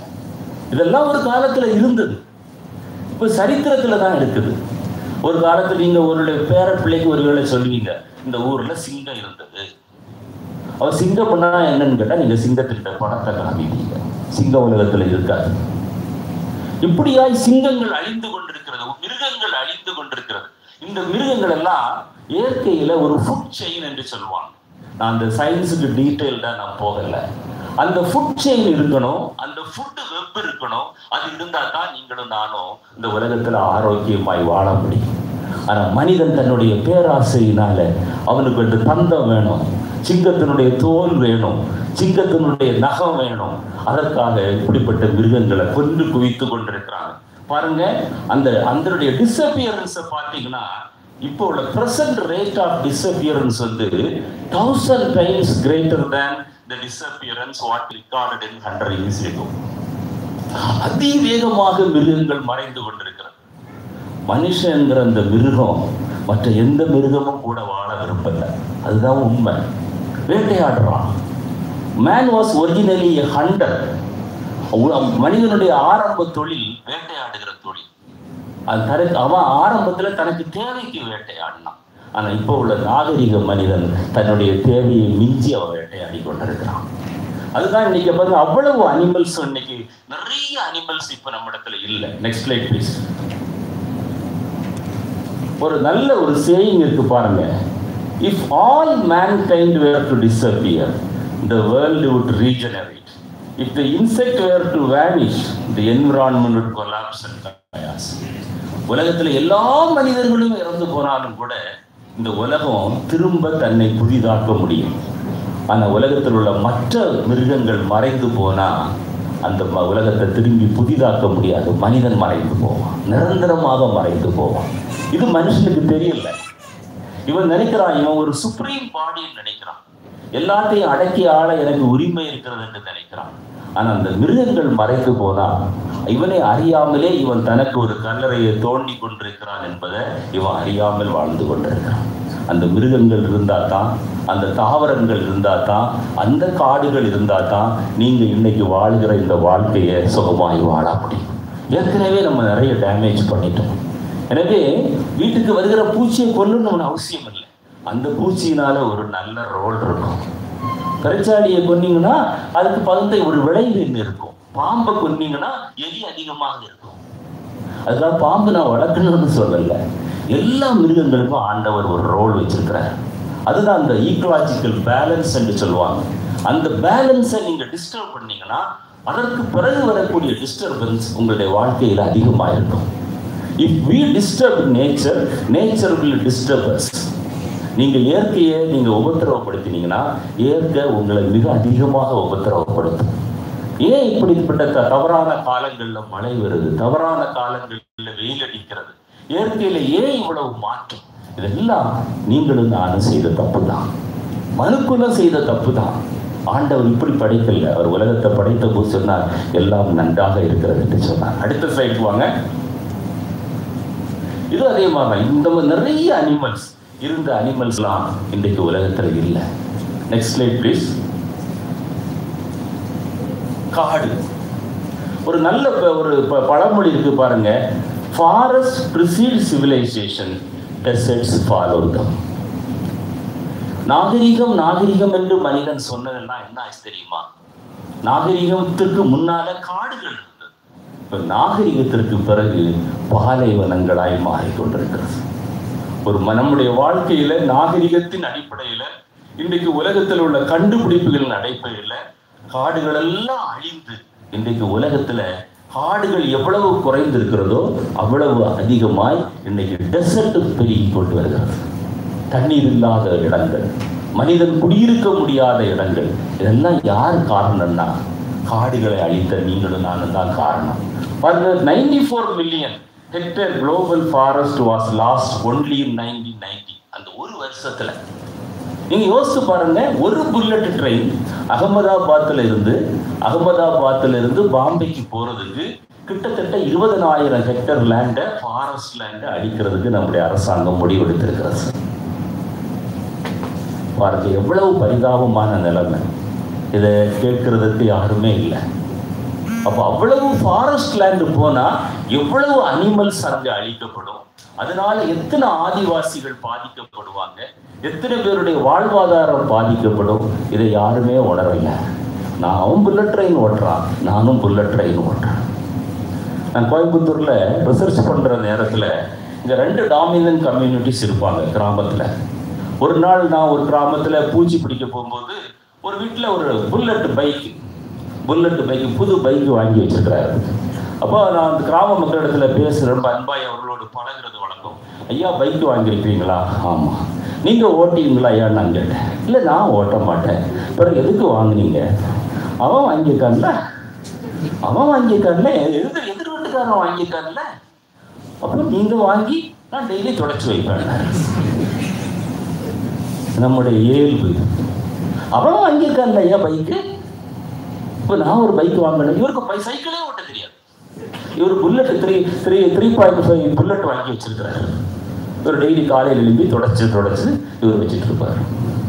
அவன் புல்லட் ட்ரெயின் ஓட்டுறான், நானும் புல்லட் ட்ரெயின் ஓட்டுவேன். இங்க பாருங்க, இந்த டிராபிக்கல் ஃபாரஸ்ட் ஒரு செகண்டுக்கு 1 ஹெக்டேர் டிராபிக்கல் ஃபாரஸ்ட் இந்த உலகத்தில் அழித்து கொண்டிருக்கிறது. எங்க போய் கொண்டிருக்கிறோம்? ஜனங்கள் இதை உணரல. இந்தியாவில் ஃபாரஸ்ட் பார்த்தீங்கன்னா 40% ஃபாரஸ்ட் இது வரைக்கும் அழிச்சாச்சு. இப்போ அநேகமாக இந்த அரசாங்கம் கூட கொஞ்ச நாள் இருந்தா அதை 60% மாற்றிட்டு போயிடும். 40% ஃபாரஸ்ட் இந்தியாவில் இருந்த அப்புறம் எப்படி மழை வரும்?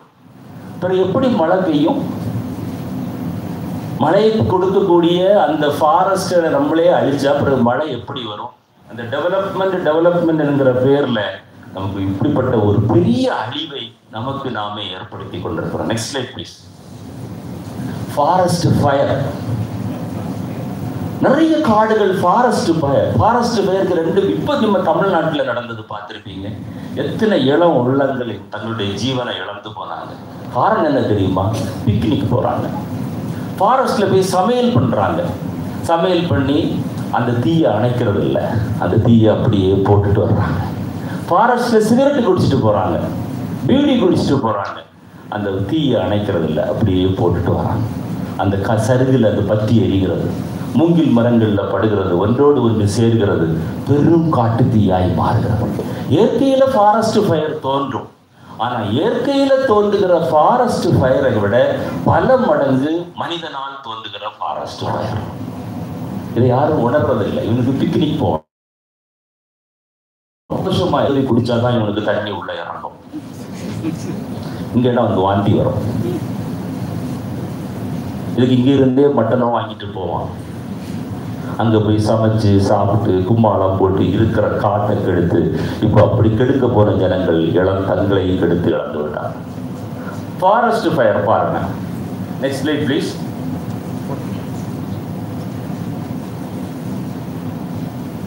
(2005) ரிப்போர்ட்லேயே 50% ஃபாரஸ்ட் கவர் நமக்கு போயிடுச்சு. ஃபாரஸ்ட் கவர்னா அந்த மேலே இருக்கக்கூடிய அந்த கெனாப்பி, அதுல தான் அதிகமான அனிமல்ஸ் இருக்கும், அதிகமான இன்செக்ட்ஸ் அங்கே தான் இருக்கும், அதிகமான பாலினேட்டர்ஸ் அங்கே தான் இருக்கும். அந்த மேங்க்ரோவ் ஃபாரஸ்ட் இதெல்லாம் போயிடுச்சு. இதுக்கெல்லாம் காரணம் பார்த்தீங்கன்னா அன்சஸ்டைனபிள் டெவலப்மெண்ட். டெவலப்மெண்ட் சொல்றவங்க எப்படி டெவலப் பண்றாங்கன்னா இன்னைக்கு உள்ள தேவைக்காக டெவலப் பண்றாங்க. இன்னைக்கு இதுதான் மனிதனுடைய இயல்பு. நான் நல்லா இருக்கணும், நான் நன்றாக இருக்கணும், என்னுடைய பிற்கால பின் சந்ததி இந்த உலகத்தை அனுபவிக்க வேண்டும் என்கிற உணர்வு இன்றைக்கு அநேகர் இடத்துல இல்லை. சஸ்டைனபிள் டெவலப்மெண்ட்னா இந்த நீங்களும் வாழணும், அதே உலகத்துல மற்றவர்களும் வாழ நீங்க அனுமதிக்கணும், உங்களுக்கு பின் வருகிற சந்ததியும் வாழ அனுமதிக்கணும். எல்லாமே எனக்குன்னு சொல்கிற ஒரு அனுபவம் தான் இன்றைக்கு உலகத்துல உள்ள ரிசோர்ஸை பயன்படுத்துகிற அனுபவமாய் காணப்படுகிறது. எல்லாமே தனக்கு இருக்கிறதான ஒரு அனுபவம். Next slide please. டெசர்டிஃபிகேஷன். நல்ல ஒரு கொட்டேஷன் பாருங்க. Man despite his artistic pretension, his sophistication and many accomplishments owes the fact of his existence to the 6-inch layer of topsoil and the fact that it rains. ஒருவர் சொல்லியிருக்கிறாரு, மனிதன் எவ்வளவோ கண்டுபிடிப்புகளை கண்டுபிடிச்சிருக்கலாம், அவனுக்கு எவ்வளவோ நாலேஜ் இருக்கலாம், ஆனா மனுஷன் இன்னைக்கு உலகத்துல ஜீவிக்க முடிகிறதுனா இன்னைக்கு பூமிக்கு மேல காணப்படக்கூடிய அந்த 6 இன்ச் நிலம், அந்த நிலத்துல பெய்கிற மழை, இது 2 இல்லைன்னா மனுக்குலமே அழிச்சிடும். இதை உணர்றதே இல்லை. அவனுடைய ஒவ்வொரு காரியமும் எப்படி அந்த மேல உள்ள அந்த நிலத்தை நாசமாக்கி கொண்டிருக்கிறது பாருங்க. கீழே உள்ள படத்தை பாருங்க. Parched land. இப்போ இந்தியாவில் பாருங்க 130 million hectares of waste land. ஒண்ணுமே பயிரிட முடியாது, எந்த தாவரமும் வளர முடியாது. ஏன்னா மேல உள்ள அந்த டாப் லேயரை சாப்பிட்டான். பாருங்க, இன்னைக்கு அது பயிரிட முடியாத நிலங்கள், இன்னைக்கு வேஸ்ட் லேண்ட் என்று சொல்றோமே, இது ஆரம்பத்துல இல்லை, பூமியை ஆண்டவர் படைத்த போது இல்லை, இது நம்ம உருவாக்கினது.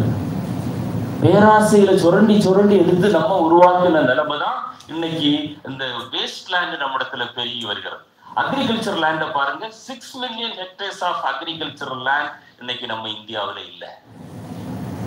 பயிரிட்ட நிலங்கள் இன்னைக்கு இல்லை. Because of the desertification. தரிசு நிலங்களாய் மாறி இருக்கிறது.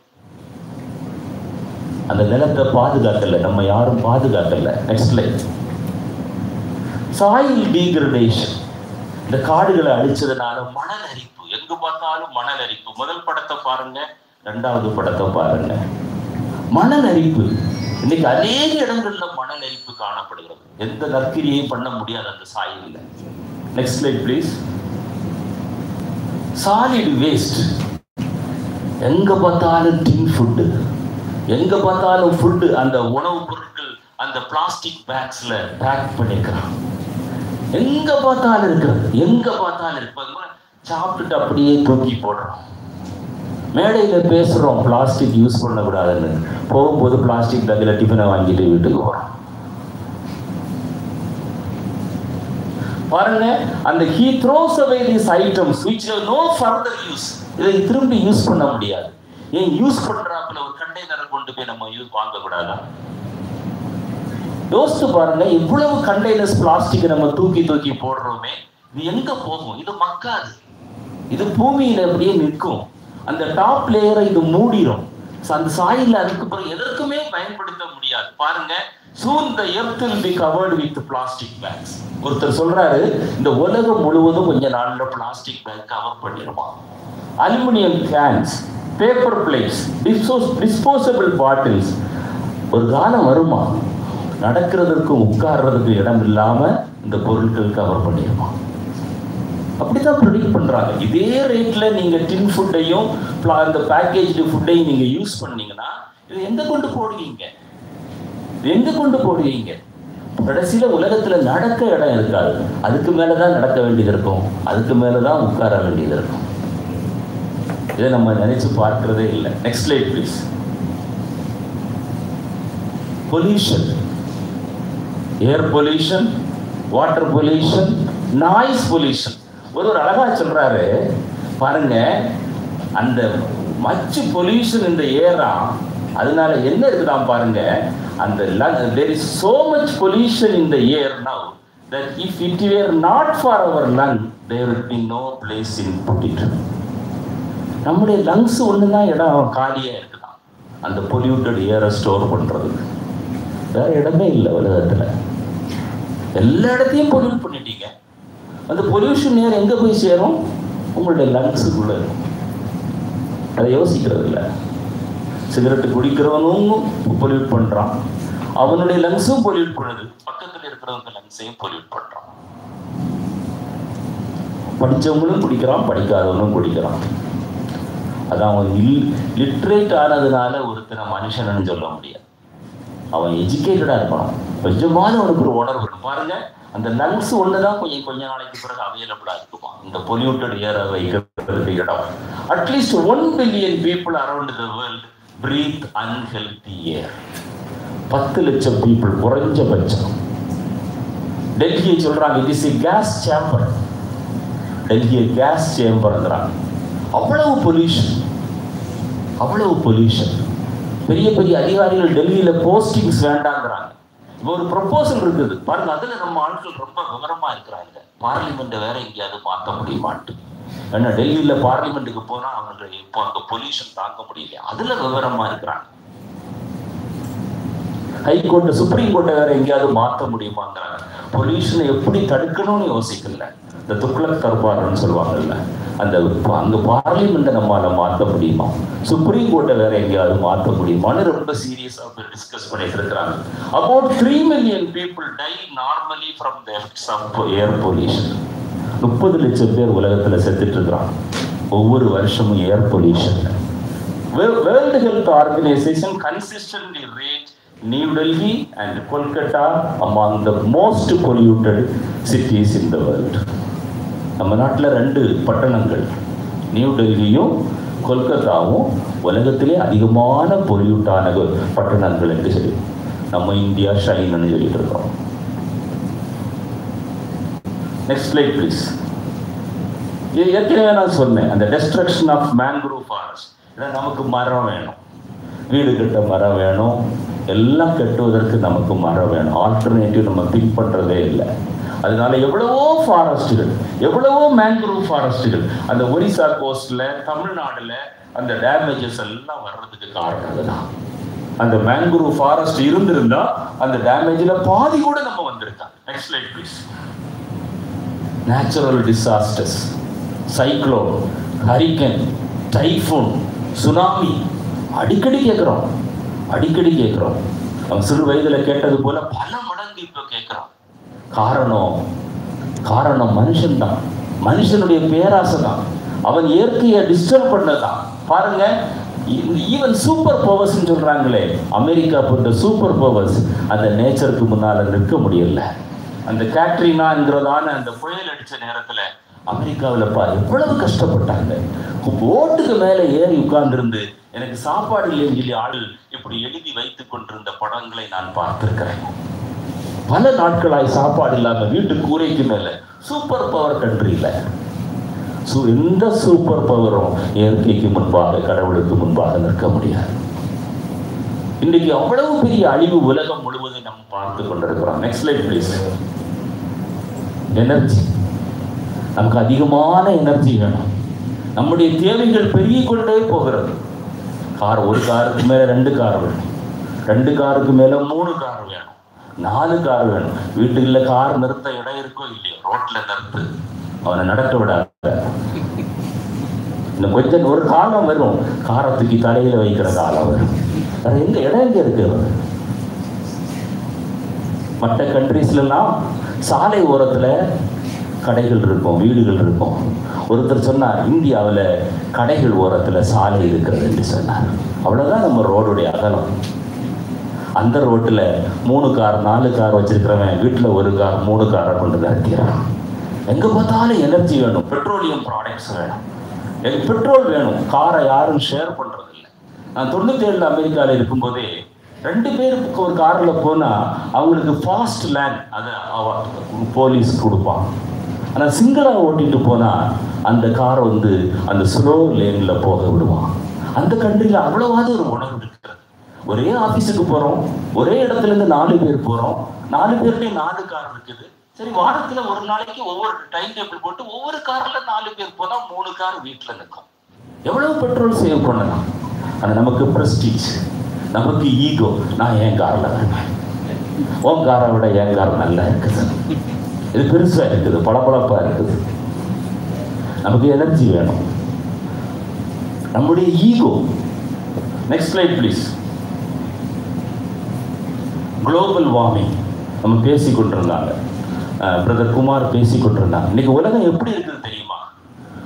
ஒரு பெரிய போர்வைக்குள்ளாக, ஒரு பெரிய போர்வைக்குள்ளாக வெப்பம் நிறைந்த காற்றை மூடி வைத்திருக்கிறது போலதான் நம்முடைய உலகம் இருக்கிறது.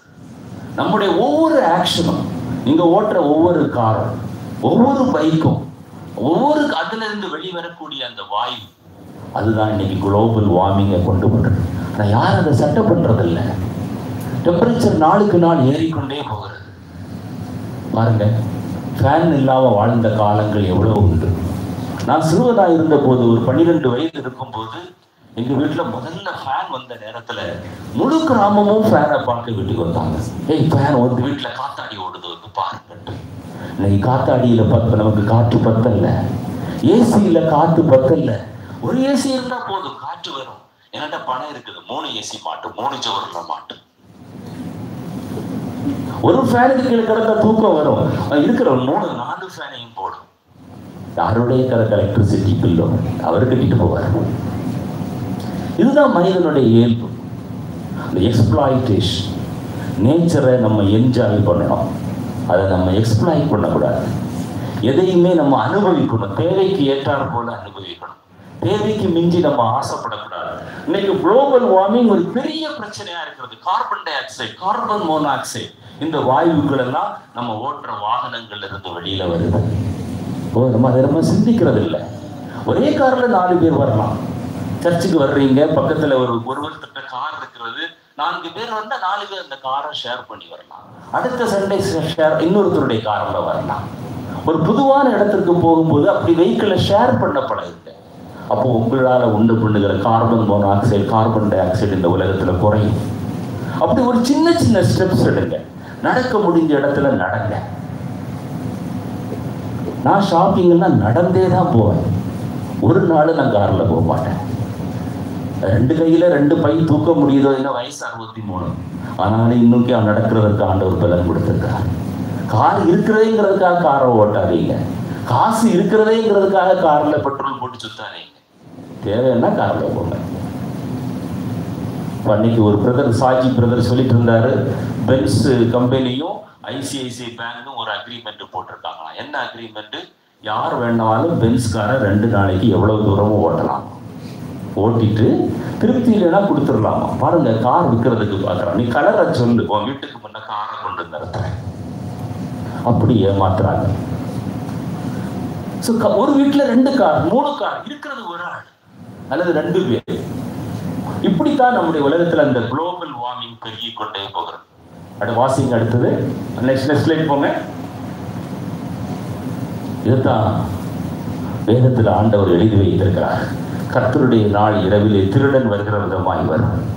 வானங்கள் மடமட என்று அகன்று போகும், பூதங்கள் வெந்து உருகி போகும், பூமியும் அதில் உள்ள கிரியைகளும் எரிந்து அழிந்து போகும். இந்த குளோபல் வார்மிங்குடைய கடைசி முடிவு அதுதான். We cannot save the earth. இதே ரேட்ல நம்மளுடைய குளோபல் வார்மிங் இன்க்ரீஸ் ஆகிட்டு இருந்ததுன்னா நம்மால் இந்த உலகத்தை பாதுகாக்க முடியாது. ஆனா உங்களுக்கு எனக்கு ஒரு உத்தரவாதம் இருக்குது. நம்மால என்ன செய்ய முடியும்? நீங்க ஒருவேளை நினைக்கலாம், நான் ஒருத்தன் இந்த முயற்சி எடுத்து என்ன பண்ண முடியும்? அப்படி யோசிக்காதீங்க. உங்களுடைய சின்ன முயற்சி, அது உங்களுடைய சின்ன முயற்சி, உங்களால என்ன முடியுமோ அதை செய்யுங்க. தேவைக்கு பயன்படுத்துங்க, இருக்கிறதே என்பதற்காக பயன்படுத்தாதீங்க. பாருங்க, இப்படி இவைகளெல்லாம் அழிந்து போகிறதா இருக்கபடினா எல்லாம் ஒரு நாளைக்கு அழிந்து போகும். அன்னைக்கு ஆண்டவர் உலகத்தை பெரும் வெள்ளத்தினால் அழித்தார். இது வரப்போகிற நாட்கள்ல அக்கினிக்கு இந்த உலகம் இரையாக்கப்படும். அதுதான் இந்த குளோபல் வார்மிங். இன்னைக்கு எத்தனையோ கண்ட்ரீஸ்ல நியூக்ளியர் வெப்பன்ஸ் இருக்கிறது. ஒரு டெரரிஸ்ட் கையில் அந்த பட்டன் கிடைச்சா போதும், ஒரு பட்டனை பிரஸ் பண்ணா போதும், முழு உலகமும் அழிந்து போகும், முழு உலகமும் அழிந்து போகும். அப்படிப்பட்ட ஒரு அளவிற்கு நம்ம இந்த நியூக்ளியர் வெப்பன்ஸை நம்ம ஸ்டோர் பண்ணி வச்சிருக்கிறோம். Next slide please. See, continuously it is increasing. ஒவ்வொரு வருஷமும் பார்த்தீங்கன்னா டெம்பரேச்சர் கூடிட்டே போகுது.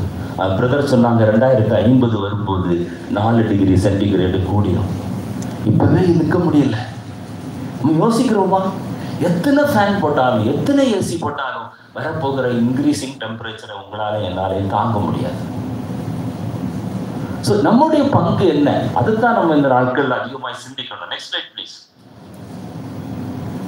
பாருங்க, பனிக்கட்டிகள்லாம் உருகிட்டு இருக்குது. இதெல்லாம் ஒரு காலத்துல பாறையாக இருந்தது.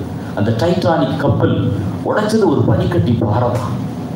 அந்த கப்பலை செய்தவன் சொன்னான், even God cannot break it. தன்னுடைய விஞ்ஞான திறமையை அப்படியாய் சொன்னான். முதல் ட்ரிப்பிலேயே தண்ணீருக்குள்ள மறைந்திருந்த ஒரு பாறையில மோதி அந்த கப்பல் சின்ன பின்னமாய் உடைத்தது. ஆண்டவருக்கு எதிராக நினைக்காதீங்க, இயற்கைக்கு எதிராக நிற்காதீங்க. இன்றைக்கு அந்த பனிக்கட்டிகள், அன்றைக்கு பாறையை போல இருந்த பனிக்கட்டிகள் உருகி கொண்டிருக்கிறது. இது உருகிறதுனால என்னன்னு கேட்குறீங்களா? இந்த பனிக்கட்டிகள் இதே நிலைமையில உருகி கொண்டிருந்தா 5 வருடங்கள்ல பாம்பே இருக்காது, சென்னை இருக்காது, சீ லெவல் இன்க்ரீஸ் ஆகும். இந்த பட்டணங்கள் எல்லாம் தண்ணீர்ல மறைக்கும். பிலிப்பைன்ஸ் இருக்காது, ஹாங்காங் இருக்காது, தாய்லாந்து இருக்காது. இதே லெவல்ல பனிக்கட்டி உருகுமையானால், அந்த சீ லெவல் இன்க்ரீஸ் ஆகுமேயானால், இன்றைக்கு தாழ்வான பகுதியில் இருக்கிற பட்டணங்கள் எல்லாம் சரித்திரத்துல வந்துவிடும். யாரும் நினைக்கிறதே இல்லை. இன்றைக்கு நமக்கு அருமையான கடற்கரை ஓர பட்டணங்கள் நமக்கு இருந்ததாக சரித்திரத்துல நம்முடைய பிள்ளைகள் படிப்பாங்க. அப்படித்தான் நிலைமை போய் கொண்டிருக்கிறது. Next slide please. அர்பனைசேஷன். எல்லாரும் பட்டணத்துக்கு போகணும். கிராமத்துல எவ்வளவோ வசதிகள் இருந்தாலும் அந்த பட்டணத்துல வாழ்கிற ஒரு கிரேசினஸ். 1972 பாத்தீங்கன்னா 1/3 ஆஃப் த வேர்ல்டு பாப்புலேஷன் தான் அர்பன் ஏரியாவில் இருந்தது. ஆனா 2005 பாத்தீங்கன்னா உலகத்தில் உள்ள பாப்புலேஷன்ல பாதி பாப்புலேஷன் பட்டணத்துக்கு வந்து விட்டது. கிராமங்கள்ல பேசிக் நீட்ஸை ஃபில்ஃபில் பண்ண முடியல. அந்த பட்டணத்தினுடைய வாழ்க்கையை நீங்க பாத்தீங்கன்னா சின்ன சின்ன அப்பார்ட்மெண்ட்ஸ், மூச்சு விட முடியாது. இந்த பக்கம் கதவு திறந்தா அவன் இடிப்பான், இந்த பக்கம் கதவு திறந்தா இவன் இடிப்பான். அசைய முடியாது, துணி காய போட முடியாது, ஒரு தோட்டம் வைக்க முடியாது. தோட்டம் எல்லாம் கனவுல தான், கற்பனையில தான் தோட்டம். அடுத்த ஸ்லைடு வாங்க. பாருங்க, அந்த ஓல்ட் அண்ட் நியூ இன் சைனான்னு போட படங்கள் இருக்கு. நிறைய நீங்க இப்படி பாத்தீங்கன்னா நிறைய ஸ்லம் ஏரியாஸ் பாத்தீங்கன்னா. நெக்ஸ்ட் ஸ்லைடு வாங்க. பாருங்க, பாம்பே தராவி வீடுகள் எப்படி இருக்குது பாருங்க. இந்த வீட்டுல ஷிஃப்ட் போட்டு மனுஷன் தங்குறான். பாம்பே தராவியில போனீங்கன்னா இந்த ட்ரெயின்ல கம்பார்ட்மெண்ட்ல கட்டில் போட்டுருக்கிறது மாதிரி first birth, second birth, third birth. Night shift போறவன் அங்க ஃபேக்டரியில வேலை செய்வான். டே ஷிஃப்ட் முடிச்சு வந்தவன் இந்த பெர்த்துல படுத்திருப்பான். அவன் வந்த உடனே இவன் வேலைக்கு போயிடுவான். எங்க போய் அவன் டாய்லெட்டுக்கு போவான், எங்க குளிப்பான்? பாருங்க எப்படி இருக்குதுன்னு பாருங்க. இந்த சுமால் ஏரியாஸ்ல 170 ஹெக்டர் ஏரியாவில் 5 லட்சம் பேர் வாழ்றாங்க. தராவியில் ஒரு சின்ன இடத்துல சுவாசிக்க காற்று இருக்காது. எல்லாரும் கிரேசி, பட்டணத்துக்கு போகணும். Next slide please. And environmental degradation. அந்த என்விரான்மெண்ட் பார்த்தீங்கன்னா இப்படிப்பட்ட காரியங்களால தன்னுடைய தனித்தன்மையை அதை இழந்து போய்விட்டது. அதுல வரக்கூடிய நன்மைகளை நம்ம அனுபவிக்க முடியாமல் போய்விட்டோம். Next slide please. பாருங்க, யாருக்காவது இந்த உணர்வு இருக்கிறதா? நமக்கு இந்த உணர்வு இருக்கிறதா? ஒரு நிமிஷம் யோசிச்சு பாருங்க. எவ்வளவு பணம் செலவு பண்றோம்? Money spend on armies exceeds $1 trillion. இது 2005 உள்ள கணக்கு. 2005 இந்த உலகம் அவங்க தேசத்தை பாதுகாப்பதற்காக, யுத்தத்துல பாதுகாப்பதற்காக $1 trillion செலவு பண்றோம். ஆனா அவனுக்கு முன்பாக அழிந்து கொண்டிருக்கிற உலகத்தை பாதுகாக்கிற உணர்வும் இல்லை. யுத்தத்துல பாதுகாக்கலாம், ஆனா உலகத்தையே நீங்க அழிச்சிட்டா யார்கிட்ட இருந்து பாதுகாக்க முடியும்? அது நினைச்சு பார்க்கிறதே இல்லை. நமக்கு அப்படிப்பட்ட ஒரு சிந்தனை வர்றதே இல்லை. Next slide please. See, too many people bring suffering to the land and the land returns its suffering to the people.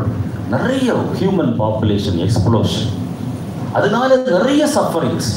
அந்த சஃபரிங்ஸை நம்ம பூமிக்கு கொடுக்கும்போது பூமி அதனுடைய சஃபரிங்ஸை அதை நமக்கு திரும்ப தருகிறது. நான் அந்த டீட்டெயில்ஸ்க்கெல்லாம் போகல. Next slide please. இன்னைக்கு பார்த்தீங்கன்னா 4 மெகா ஃபினாமினா.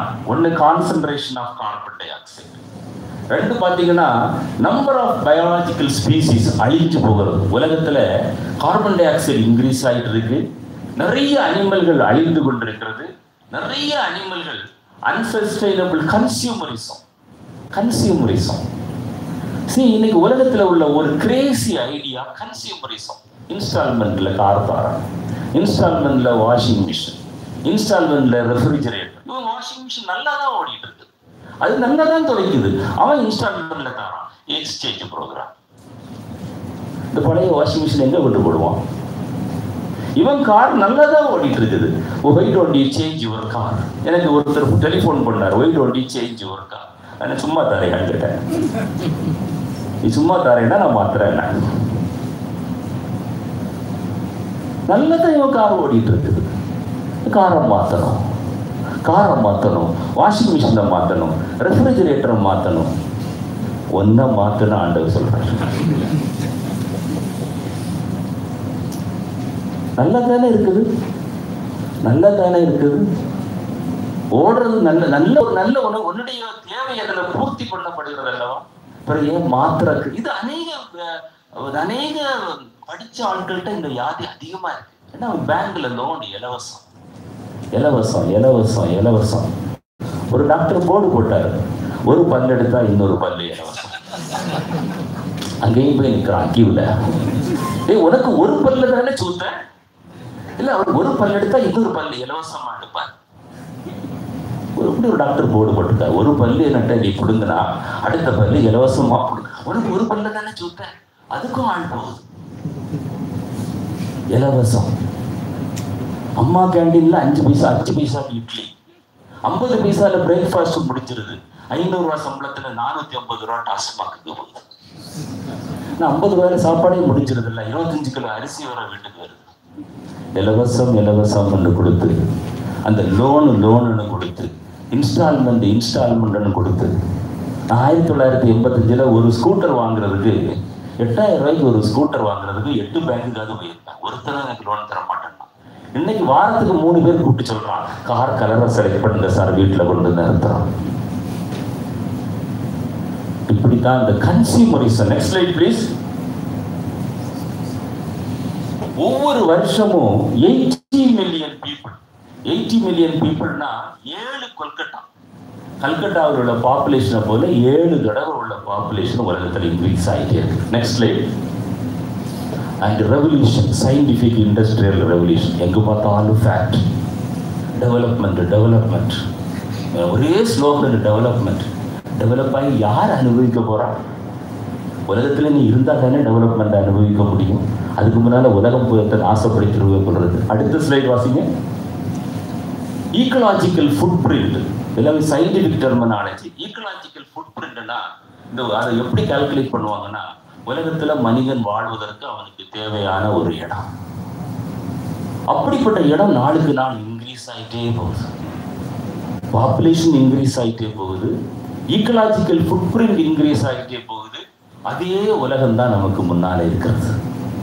நிற்க கூட முடியாது. கேரளாவில் சொல்லுவாங்க, அவனுக்கு நிற்கிறதுக்கு தான் இடம் இருக்கப்பாங்க, படுக்க முடியாதப்பா, அவ்வளவு ஜனப்பெரு தொகை அங்கே அதிகம். ஈக்கலாஜிக்கல் ஃபுட் பிரிண்ட் இன்க்ரீஸ் ஆகிட்டே போகுது. Next slide please. Sustainable development. நான் ஆரம்பத்தில் சொன்னேன், we are not the landlords of this earth. நீங்களும் நானும் இந்த உலகத்துக்கு சொந்தக்காரர்கள் அல்ல, நீங்களும் நானும் வாடகைக்காரர்கள். வாடகைக்கு தான் இந்த உலகத்தில் இருக்கிறோம். ஒரு நாளைக்கு நீங்களும் நானும் இந்த வீட்டை விட்டு வெக்கேட் பண்ணிட்டு போகணும். போகும்போது உங்களுடைய சந்ததி இந்த உலகத்தில் சந்தோஷமாய் ஜீவிக்கணும். அவங்களுக்கு ஆக்சிஜன் வேணும், அவங்களுக்கு தண்ணீர் வேணும், அவங்களுக்கு பயோடைவர்சிட்டி வேணும், அவங்களுக்கு விவசாயம் பண்ண நிலம் வேணும். நம்மளே எல்லாம் சாப்பிட்டு முடிச்சுட்டா நம்முடைய சந்ததி எல்லாம் சாப்பிடும். அப்படி நம்ம நினைக்கிறதே இல்லை. Next slide please. பாருங்க, அன்னைக்கு அந்த மனுஷனுடைய அக்கிரமம், மனிதனுடைய அக்கிரமம் உலகத்துல பெருகின போது வேதத்துல வாசிக்கிறோம், நோவாவுடைய காலத்துல ஆண்டவர் வெள்ளத்தை அனுப்பினார். உலகம் முழுவதும் அழித்து போனது. மனுஷனுடைய அக்கிரமம் பெருகிக் கொண்டே போகிறது. Next slide please. ஒரு நல்ல அமெரிக்கன் ப்ராவர்பு பார்த்துக்கிடுங்க. அதை நான் தமிழ்ல சொல்றேன். காட்டுல உள்ள எல்லா மரத்தையும் நீ வெட்டு, காட்டுல உள்ள எல்லா மரத்தையும் நீ வெட்டி, எல்லா ரிவர் தண்ணியையும் நாசமாக்கி, எல்லா மணல் கொள்ள அடிச்சு எல்லா ரிவரையும் நீ நாசமாக்கி, எல்லா மீனையும் பிடிச்சுக்கோ. உன் கையில நிறைய பணம் இருக்கும், ஆனா பணத்தை நீ சாப்பிட முடியாது. உன் கையில பணம் மாத்திரம்தான் இருக்கும், நேச்சரை நீ முழுதாக அழிச்சிருவேன். ஒரு அமெரிக்கன் ப்ராவர்பு இப்படி சொல்லுது, எல்லா மரத்தையும் வெட்டு, எல்லா நதியில் உள்ள மீனையும் பிடி, எல்லா தண்ணீரையும் நாசப்படுத்தீர், உன் வீட்டில் நிறைய பணம் சேரும். You can not eat the மணி.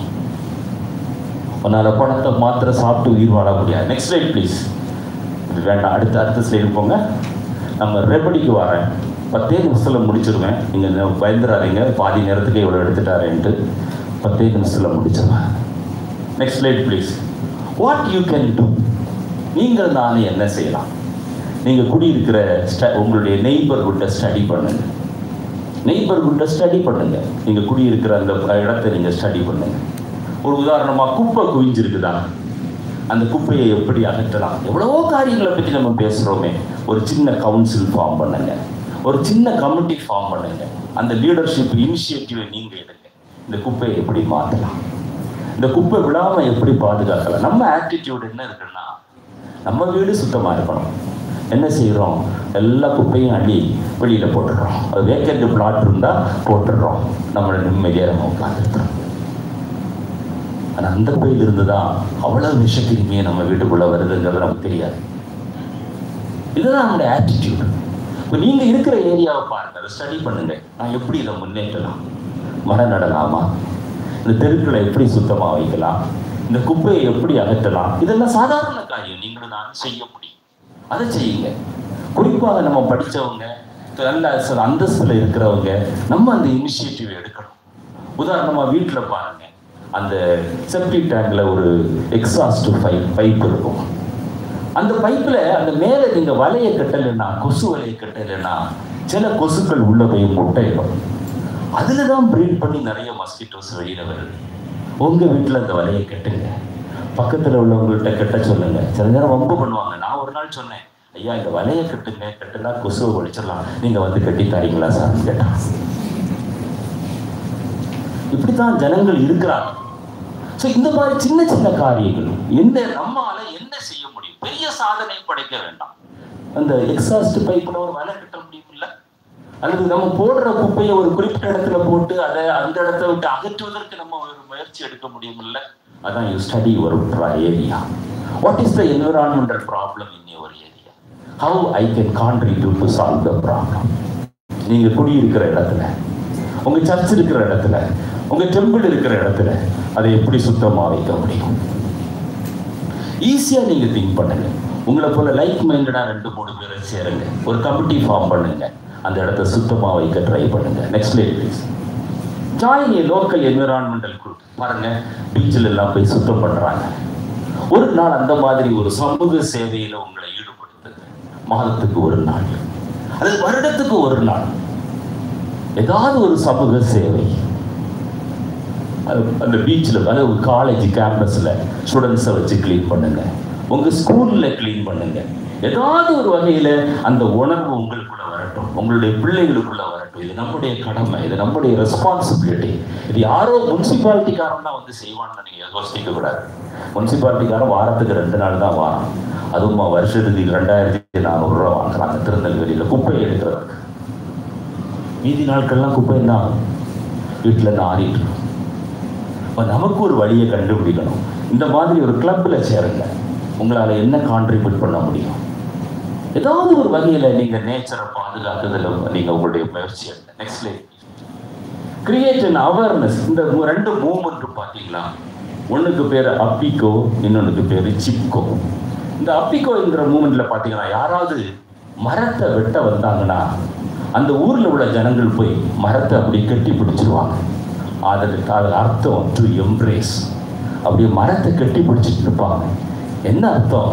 நீ என்ன வெட்டிட்டு மரத்தை விட்ட. ஜனங்களுக்கு அந்த உணர்வு இருக்கிறது. இது நம்முடைய நாட்டில் தான் நடக்கிறது. இப்போ ஜனங்கள் அந்த உணர்வை பெற்றிருக்கிறாங்க. கீழே பாருங்க, சிப்கோ, அது டு ஹக் ஆதிவாசிகள் செய்கிறாங்க. அவங்களுக்கு அந்த இயற்கையினுடைய அருமை தெரிகிறது. நமக்கு அப்படி ஒரு உணர்வு வேணும். அந்த இயற்கை பாதுகாக்கப்பட வேணும். ஆண்டவர் கொடுத்த பெரிய வரப்பிரசாதம். அதை பாதுகாக்கிற கடமை நம்ம ஒவ்வொரு இடத்துலையும் இருக்கிறது. Next slide please. பாருங்க, அன்றைக்கு சரித்திரத்தில் படம், அது சரித்திர புக்கில் இந்த படங்கள் இருக்கிறது. தங்களுடைய ஜீவனை இழந்திருக்கிறாங்க ஒரு மரத்தை பாதுகாப்பதற்காக. அவ்வளவு தூரம் அந்த ஆதியில் இருந்த ஜனங்களுக்கு இயற்கையின் மேல அவ்வளவு பாசம் இருந்திருக்கிறது, ஒரு பற்று இருந்திருக்கு. ஏன்னா அந்த இயற்கை பாதுகாக்கப்பட்டால் தான் தங்களுடைய வாழ்க்கை நலமாக இருக்கும் என்று அவங்க அறிந்திருந்தாங்க. அந்த இது அந்த மாதிரி சரித்திர புத்தகங்கள்ல காணப்படுகிறது. தங்களுடைய ஜீவனை இழந்திருக்கிறாங்க. ஆனா இன்றைக்குள்ள உலகத்தில் அப்படிப்பட்ட ஒரு சலனம் கூட இல்லை. ஒரு சலனம் கூட இல்லை. எவ்வளவு அழிவுகள் நமக்கு முன்பாக நடந்தாலும் நான் அழியலை, அது வரைக்கும் ஐ ஆம் சேஃப். இப்படிப்பட்ட ஒரு செல்ஃபிஷ் ஆட்டிடியூடு தான் இன்னைக்கு படித்தவங்கள்ட்டையும் அப்படித்தான் இருக்குது, படிக்காதவங்கள்ட்டையும் அப்படித்தான் இருக்குது. இயற்கையை பாதுகாக்குங்கிற உணர்வு நமக்கு வேணும். Next slide please. Reduce your ecological print. வீட்டில் பின்னால் இடம் இருக்குதா, ஒரு கிச்சன் கார்டன் போடுங்க. ஒரு வெண்டைக்காய் செடி, ஒரு மிளகாய் செடி, என்ன உங்கள் வீட்டில் வளருமோ ஒரு செடி விதையை போடுங்க. உங்கள் வீட்டில் நீங்கள் யூஸ் பண்ணுற காய் வெட்டும் போது கிடைக்கிற விதையை பின்னால் தூக்கி வீசுங்க. கொஞ்சம் தண்ணி விடுங்க. நான் லாஸ்ட் இவ்வளவு பெரிய ஒரு பூசணிக்காய் எங்கள் வீட்டில் கிடைச்சது.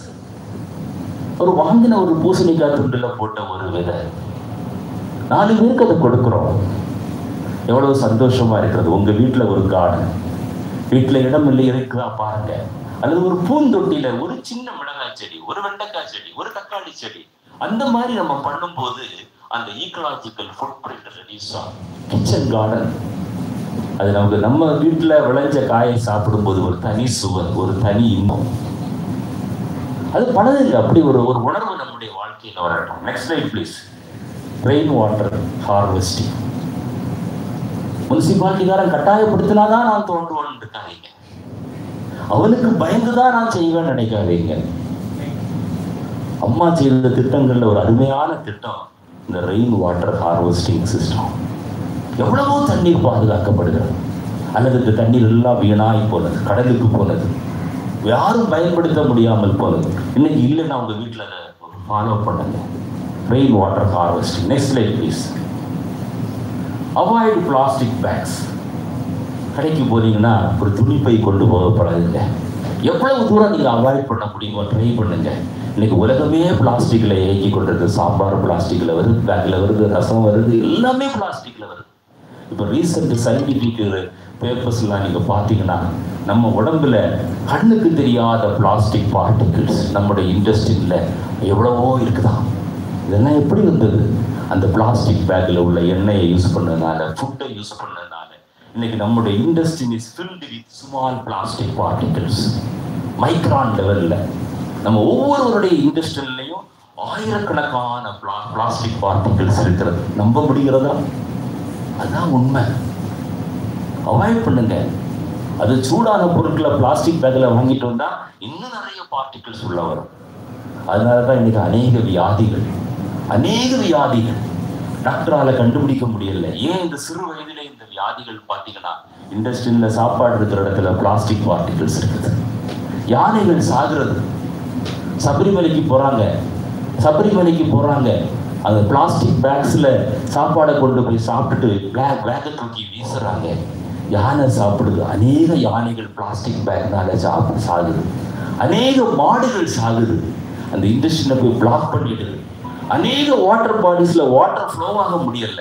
பிளாஸ்டிக் பேக்ஸ் போய் சோக் பண்ணிடுது. அதெல்லாம் நம்ம நினைக்கிறதே இல்லை. நம்ம வாங்கிட்டு தூக்கி வீசுறது நம்ம வழக்கம். அட்லீஸ்ட் நம்ம அந்த உணர்வு நம்ம இடத்துல வரட்டும். அதை நான் ப்ராப்பராக டிஸ்போஸ் பண்ணுவேன். ஒருவேளை தவிர்க்க முடியாமல் நீங்கள் யூஸ் பண்ணாலும் நான் ப்ராப்பராக அதை டிஸ்போஸ் பண்ணுவேன். நான் டீக்ரேடபிள் பிளாஸ்டிக் பேக்ஸை நான் யூஸ் பண்ணுவேன். அந்த நான் டீக்ரேடபிளில் வாங்காதீங்க. Next slide please.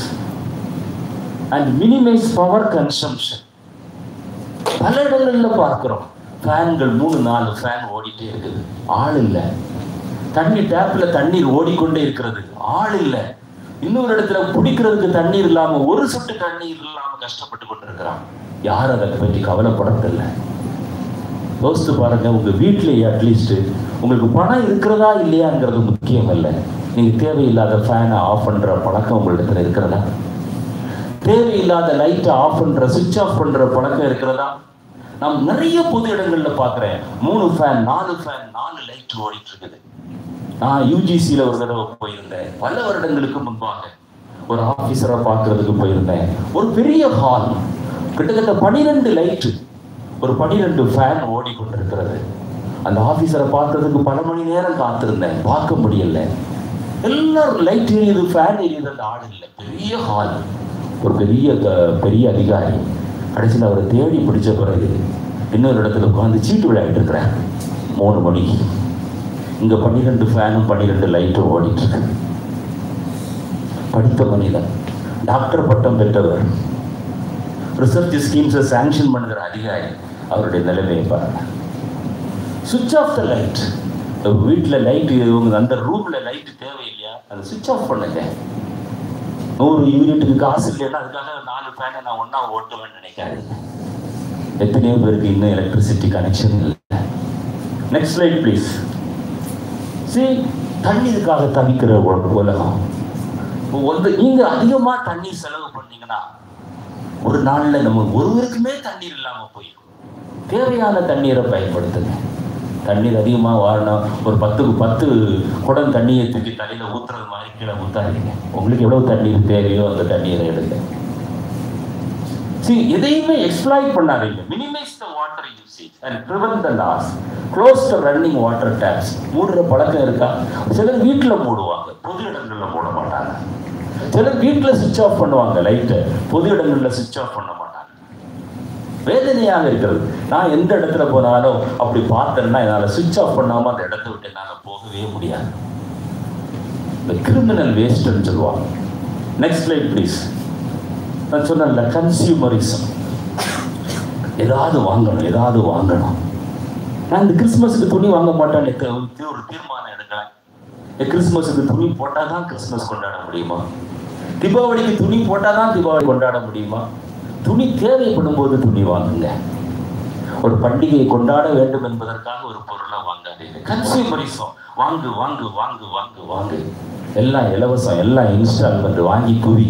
அது உனக்கு தேவைப்படுதோ தேவையில்லை. நீங்க யோசிச்சு பாருங்க, உங்க வீட்டுல நீங்க வாங்கி இருக்கிற எல்லா அப்ளையன்ஸையும் நீங்க யூஸ் பண்ணுகிறீங்களா? நிச்சயமா நான் சொல்றேன், நீங்க யூஸ் பண்ண மாட்டீங்க. பல அப்ளையன்ஸ் ஷோகேஸ்ல இருக்கிறது மாதிரி இருக்கும். என்னைக்காவது ஒரு நாள் நீங்க யூஸ் பண்ணுவீங்க. அது எதுக்கு வாங்கினீங்கன்னே உங்களுக்கு தெரியாது. அவன் கூப்பிட்டான், இன்ஸ்டால்மெண்ட்ல தந்தா நான் வாங்கினேன், அல்லது பக்கத்து வீட்டுக்காரன் வாங்கினா நானும் வாங்கினேன். கன்சியூமரிசம். ஒரு கதை சொல்லுவாங்க. ஒரு கப்பல்ல ஒரு ராஜா, அந்த அவருடைய ஒரு தீவுல, அவர் அங்கிருந்த ஆண்களுக்கு போதுமான அளவு மனைவிமார்கள், பெண்கள் கிடைக்காதனால இன்னொரு தீவுல இருந்து பெண்களை அவர் கொண்டு வந்தாராம். ஒருத்தர் போய் சொன்னானா, எனக்கு ஒண்ணு வேணும், எங்க அப்பாவுக்கு ஒண்ணு வேணும் கேட்டாங்க. சும்மா கிடைச்சா, இலவசமா கிடைச்சா, ஈஸியா கிடைச்சா, அப்பாவுக்கு தேவையே இல்லை, இவன் அப்பாவுக்கு ஒரு பொண்ணு கேட்டாங்க. கன்சியூமரிசம். உனக்கு தேவையானது, நமக்கு என்ன தேவையோ அதை வாங்குவோம். Next slide please. Buy local varieties. Foreign மோகம், ஃபாரின் குட்ஸ். இது ஃபாரின் ப்ராடக்ட் சார், அப்படியா, அதை வாங்கிடுவோம். ஒருத்தன் கண் டாக்டர்கிட்ட போனான். டாக்டர் சொன்னாரு, sir, there is a foreign body in your eye. ஒரு ஃபாரின் பாடி உன்னுடைய ஐ. ஃபாரின் பாடினா அவர் என்ன சொல்றாரு? கண்ணில் இருக்கக்கூடாத ஒரு பொருள் உங்களிடத்துல இருக்குது, அதை ரிமூவ் பண்ணு. இவன் சொன்னா, ஃபாரின் பாடியா சார்? ரிமூவ் பண்ணிடாதீங்க. ஃபாரின் பாடி ரிமூவ் பண்ணிடாதீங்க சார், ரிமூவ் பண்ணிடாதீங்க, இருந்துட்டே போட்டோம். நான் அதோட செத்தாலும் பரவாயில்ல, அதை ஃபாரின் பாடியை மாத்திரம் ரிமூவ் பண்ணிடாதீங்க. ஃபாரின் மோகம். அதை விட நல்ல பொருள் இந்தியாவில் கிடைக்கும், ஆனால் வாங்க மாட்டான். Foreign. Next slide please. See, do not buy any item by killing the endangered animals. ஒரு அனிமலை கொன்று அதனால உருவாக்கப்படுற ஒரு பொருளை நான் வாங்க மாட்டேன்னு தீர்மானம் எடுங்க. அதன் மூலமா எத்தனையோ மிருகங்கள் பாதுகாக்கப்படும்.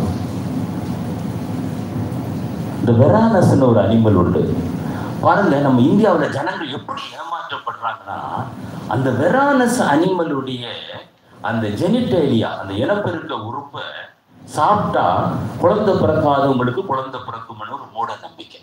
இப்போ அந்த அனிமலை பாதி தீர்த்துட்டாங்க. எங்க பார்த்தாலும் அதை பிடிச்சு அதை வித்துட்டு இருக்காங்க. நார்த் இந்தியாவில் பார்த்தீங்கன்னா விவரமான ஆட்கள் அந்த அந்த இன உறுப்பை போல அந்த பிளாஸ்டிக்ல செய்து விட்டுட்டு இருக்காங்க. அதையே நம்ம ஆட்கள் வாங்கிட்டு போறான் குழந்தை பிறக்குமான். மூட நம்பிக்கைகள், கன்சியூமரிசம்.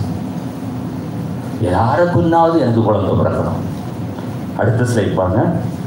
And plant trees. ஒரு நல்ல quotation. The best time to plant trees was 20 years ago. நீங்க 20 வருஷத்துக்கு முன்னாலே நீங்க ஒரு மரத்தை நட்டுருக்கணும்.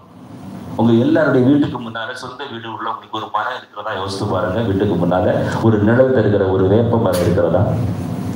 நீங்க 20 வருஷத்துக்கு முன்னாலே ஒரு மரம் நட்டுருக்கணும். அப்படி நடலைன்னா this is the best time. இப்போவாது நட ஆரம்பிங்க. ஒரு மரத்தை நீங்க நடும்போது நிறைய ஆக்சிஜன் நமக்கு கிடைக்கிறது, நிறைய கார்பன் டை ஆக்சைடு அந்த மரம் எடுத்துக்கொள்கிறது, அந்த இயற்கை சுத்தமாகிறது. ஒரு மரத்தை நடுங்க. வீட்டுக்கு முன்ன நடுங்க, பின்ன நடுங்க, எங்கெல்லாம் நட முடியுமோ அங்கெல்லாம் மரத்தை நடுங்க. இன்னைக்கு என்ன மனிதனுடைய இயல்பு? எங்க பக்கத்து வீட்டில் ஒரு இருக்கிறாங்க, மரம் வேணும், நிழல் வேணும், மரத்திலிருந்து இலை கீழே விடக்கூடாது, இலை இல்லாத மரம் நிழல் தர வேண்டும் என்று விரும்புகிற உலகம்.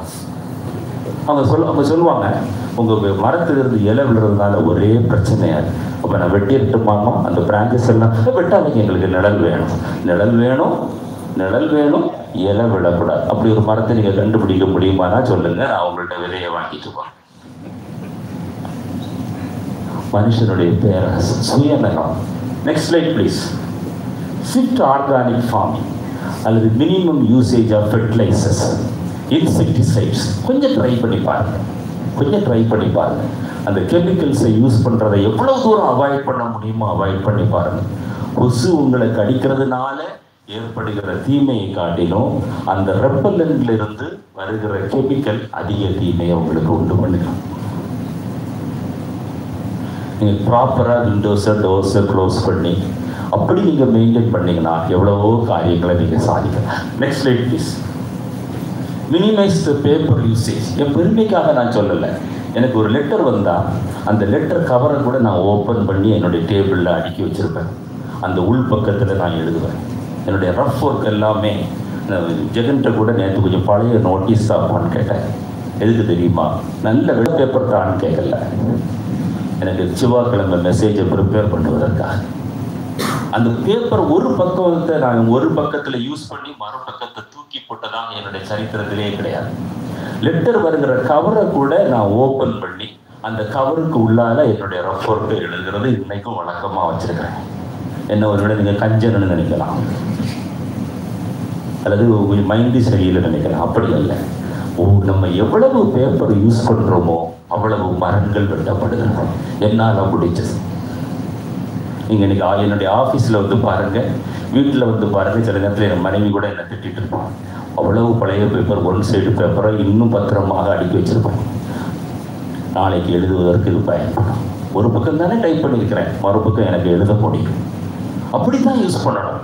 அப்படி நீங்கள் யூஸ் பண்ணும்போது மரங்கள் வெட்டப்படுவது தவிர்க்கப்படுகிறது. அடுத்த ஸ்லைட் போவாங்க. Avoid open defecation. திறந்த வெளிகளில் போகிறது.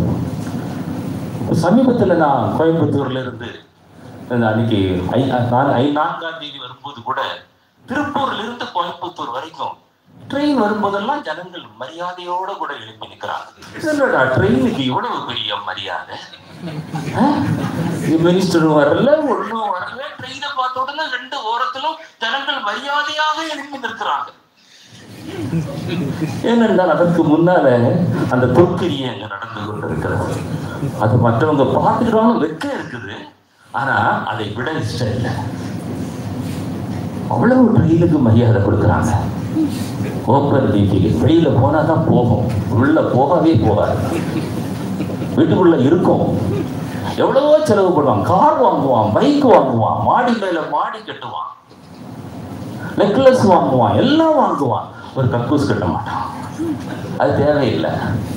அது வீட்டுக்குள்ள இருந்தா அது சுகாதார குறைவான். இவன் தூக்கிட்டு நடந்தா அது சுகாதாரம் மேன்மை.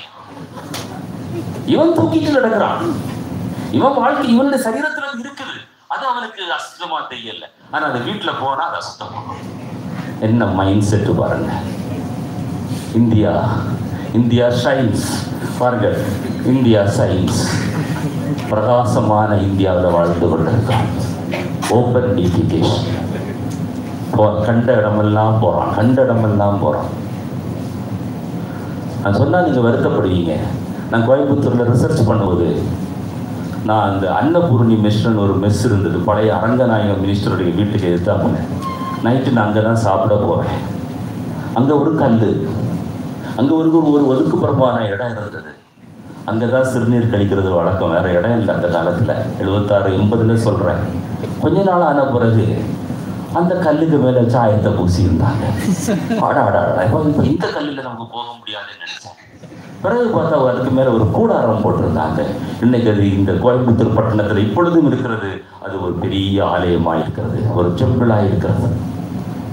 அப்போ அடிக்கடி நினைப்பேன், அன்னைக்கு போன அந்த கல்லுக்கு இவ்வளவு மகிமை. ஜனங்களுக்கு எடுத்து சொல்லுங்க.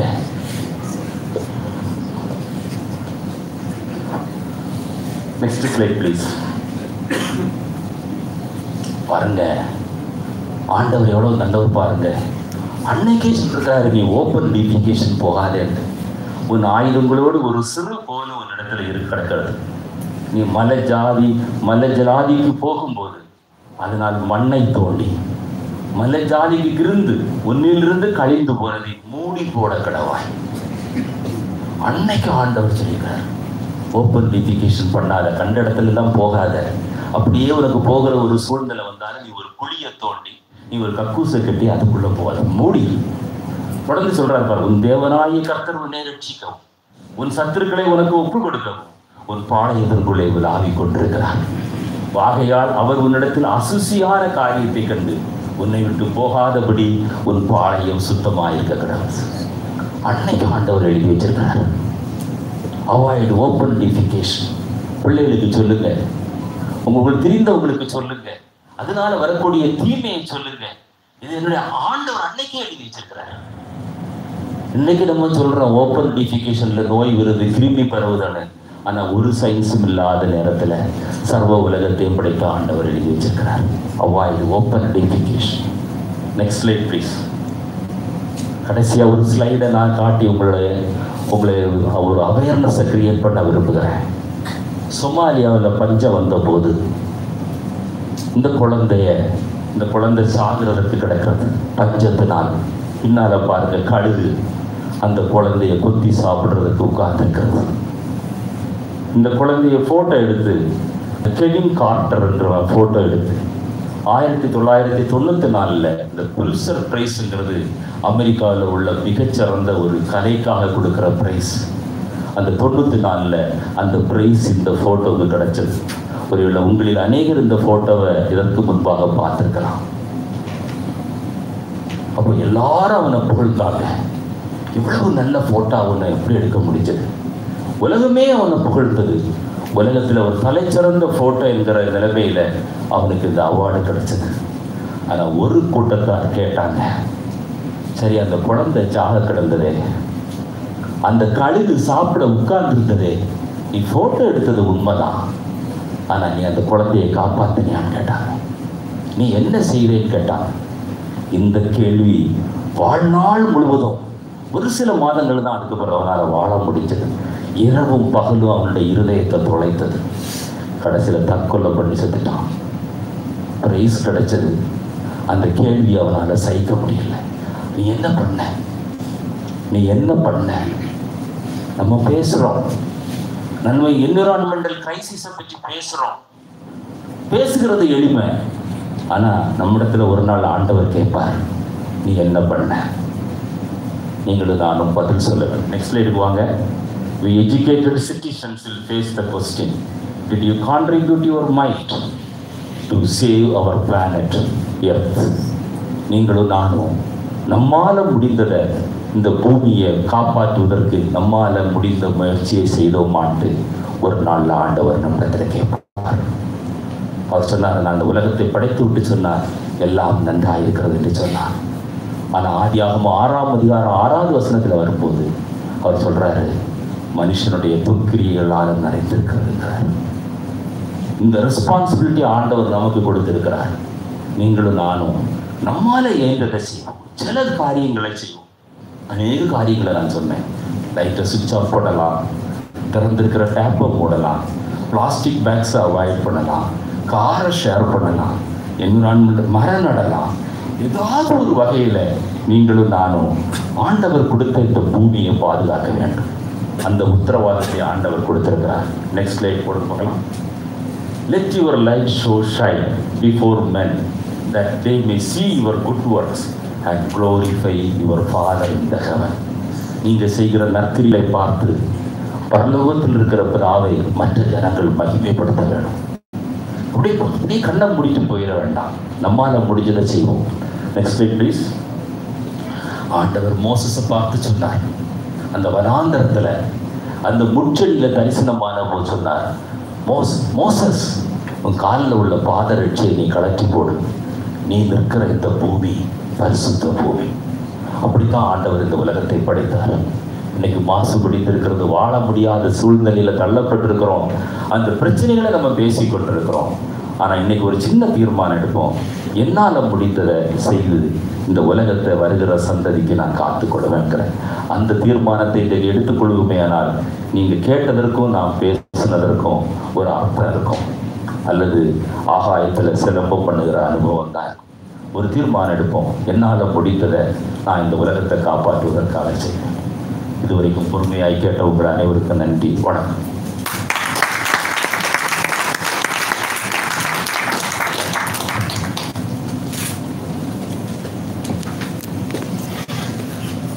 மிக அருமையான ஒரு டாபிக். சொல்லப்போனால் இன்னும் வெளில வர முடியல. அதை பற்றி யோசிக்கும்போது நம்ம எல்லாரும் நம்ம தொழில்களையும் எத்தனையோ விஷயங்கள் ஐயா சொன்ன மாதிரி சின்ன சின்ன மாற்றங்கள் தொழிலெல்லாம் விட்டுருங்க, நம்ம வீட்டில் முதல்ல செய்யலாம்னு நான் நினைக்கிறேன். வீட்டில் இருக்கக்கூடிய சின்ன சின்ன ஐயா சொன்ன மாதிரி கொசு வலை போடுறதுனாலே எத்தனையோ விஷயங்கள் நம்ம அவாய்ட் பண்ணலாம். பக்கத்து வீட்டில் இருக்கக்கூடிய கொசு, நம்ம வீட்டில் இருக்கக்கூடிய கொசுவே வந்து எல்லாத்தையும் பண்ணிட்டுருக்கு. அண்ட் குப்பை தொட்டி மெயினாக இருக்கக்கூடிய ஒரு சில ஏரியாவில் பார்த்தீங்கன்னா குப்பை தொட்டி இங்கே இருக்கும், இங்கேருந்து அப்படி வீசிட்டு போவோம். நம்மளும் பண்ணுவோம், அங்கே போட்டுருக்கோம் பார்த்தீங்கன்னா அங்கே பண்ணுவாங்க. இனிமேலாவது கொஞ்சம் யோசிக்கலாம்னு நான் நினைக்கிறேன். அது கொஞ்சம் குத்துச்சு. ஸோ கண்டிப்பாக அதை செய்வோம். Thank you all for coming here and witnessing his complete speech. உங்களுக்கு எல்லாத்துக்கும் ரொம்ப பிரயோஜனமாக இருந்திருக்கும்னு நான் நினைக்கிறேன். இந்த ஸ்பீச் ரொம்ப ரொம்ப இப்போ இன்னைக்கு இருக்கக்கூடிய சூழ்நிலைக்கு நமக்கு எல்லாருக்கும் தேவையானது. அந்த கடைசி படம் பார்க்கும்போது நம்மளுடைய பேரனோ பேத்தியோ, அதாவது நான் சொல்கிறது வந்து 2-3 ஜென்ரேஷனுக்கு அப்புறம் நம்மளுடைய குழந்தைகள் அந்த நிலைமைக்கு நம்ம தள்ளக்கூடிய நிலைமையில் நம்ம இன்றைக்கி போயிட்டுருக்கோம். இன்றைக்கி இருக்கக்கூடிய அட்வான்ஸ்மெண்ட் ஆஃப் சயின்ஸ் அண்ட் ஒரு பக்கம் வந்து ஃபாஸ்ட் க்ரோத். இன்றைக்கி 6-வே ட்ராக்ஸ்ன்னு சொல்லிட்டு எல்லா பக்கம் 6 வழிச்சாலை, 8 வழிச்சாலை, 10 வழிச்சாலைன்னு போயிட்டுருக்கு. பட் மரங்களும் காடுகளும் தோட்டங்களும் எங்கேயோ காணாமல் போயிட்டுருக்கு. நம்ம அதுக்காக எப்படி காப்பாற்ற போகிறோம், எதை காப்பாற்ற போகிறோன்னு நம்ம எல்லாத்தோட கையில் தான் இருக்குது. தயவுசெய்து இதுக்காக வந்து ஒவ்வொருத்தரும் நான் இது வந்து ஒரு பர்சனல் ரெக்வெஸ்டாக எடுத்துக்கலாம். நம்மளோட கடமை எடுத்துகிட்டே செய்ய வேண்டிய ஒரு கடைசி கட்ட நிலைமையில் இருக்கும். நம்ம வசனத்தில் படித்த மாதிரி நம்ம மேபி 4 ஜென்ரேஷனுக்கு அப்புறம் வரக்கூடிய சூழ்நிலையை வந்து ஒரு 2 ஜென்ரேஷன் தள்ளி போடலாம், அவ்வளோதான். அதுக்கு மேலே இந்த பூமி தாங்குற அளவுக்கான நிலைமைகள் இல்லை. இது மாதிரியான ஒரு சில மக்கள் நம்ம எடுக்கக்கூடிய காரியங்களால ஒரு சில ஜென்ரேஷன்ஸோட தள்ளி போடலாமலே, அதுக்கு மேலே தள்ள முடியாதுங்கிறது என்னோட இது. நான் ஒரு சில சின்ன சின்ன க்ரோத், சின்ன சின்ன தடுப்புகள் வந்து பெரிய இது தடுக்கலாம். இது எல்லோரும் முன்னெடுப்பீங்க நான் எதிர்பார்க்குறேன். வந்த ஒவ்வொருவருக்கும் நன்றி. அருமையான டாபிக் கொடுத்து ரொம்ப அருமையாக தெளிவாக தீர்க்கமாக வந்து சொன்ன ஐயாவுக்கு மிக மிக நன்றி. இன்னைக்கு வந்திருக்கக்கூடிய கடைசி யாராவது புதுசாக யாராவது வந்திருந்தீங்களா? ஃபர்ஸ்ட் டைம் இங்கே வந்திருக்கீங்களா? வேறு யாராவது ஃபர்ஸ்ட் டைம் வந்திருக்கீங்களா? தேங்க்யூ. இன்னும் தொடர்ந்து வாங்க. இது வந்து 40வது மீட்டிங். இது வந்து 40 மாதம் கடந்து, இது 39 மாதம் கடந்து, இது 40வது மாதமாக இந்த மீட்டிங் கண்டினியூஸாக every Sunday evening team business meet இதே இடத்துல தான் நடந்துகிட்டு இருக்கு. செகண்ட் சண்டே இந்த இதே ரத்னாபி ஹாலில் தான் நடந்துகிட்டு இருக்கு. ரத்னா ரெசிடென்சி தான் நடந்துகிட்டு இருக்கு. ஒவ்வொருவரும் வாங்க. ஒவ்வொரு மாதமும் ஒவ்வொரு வித்தியாசமான தலைப்புகளும் ஒவ்வொரு தலைவர்கள் ஒவ்வொரு ஸ்பீல்லேருந்து வந்து நமக்கான தேவையான டாபிக்ஸ் இந்த மாதிரி ரொம்ப பிரயோஜனமான டாபிக்ஸ் கொடுத்துட்டு இருப்பாங்க. ஒவ்வொரு வந்து பிரயோஜனமான மாதிரி கேட்டுக்கொள்கிறேன். அந்த ஒவ்வொருவருக்கும் நன்றி. இப்பொழுதும் நம்மளுடைய காரியங்களுக்காக, நம்மளுடைய குடும்ப தேவைகளுக்காகவும், நம்மளுடைய மற்ற தொழில்களுக்காகவும், மற்ற எல்லாம் உள்ள இறைவனை வேண்டுவதற்காக பாஸ்டர் ஐயா வந்திருக்காங்க. பாஸ்டர் ஜேம்ஸ் வில்லிங்ஸ் ஐயா நமக்காக ப்ரேயர் பண்ணுறதுக்காக அழைக்கிறோம்.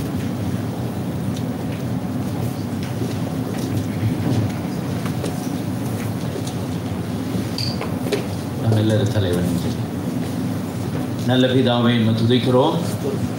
இன்னைக்கு எங்களுக்கு கொடுக்கப்பட்ட நல்ல ஆலோசனைக்காக, எச்சரிப்புக்காக ஆண்டவரே, பிற்காலத்தை அறிந்து கொள்ளக்கூடியதான நல்ல தீர்க்க தரிசனமான வார்த்தைகளுக்காக நன்றி செலுத்துகிறோம்ப்பா.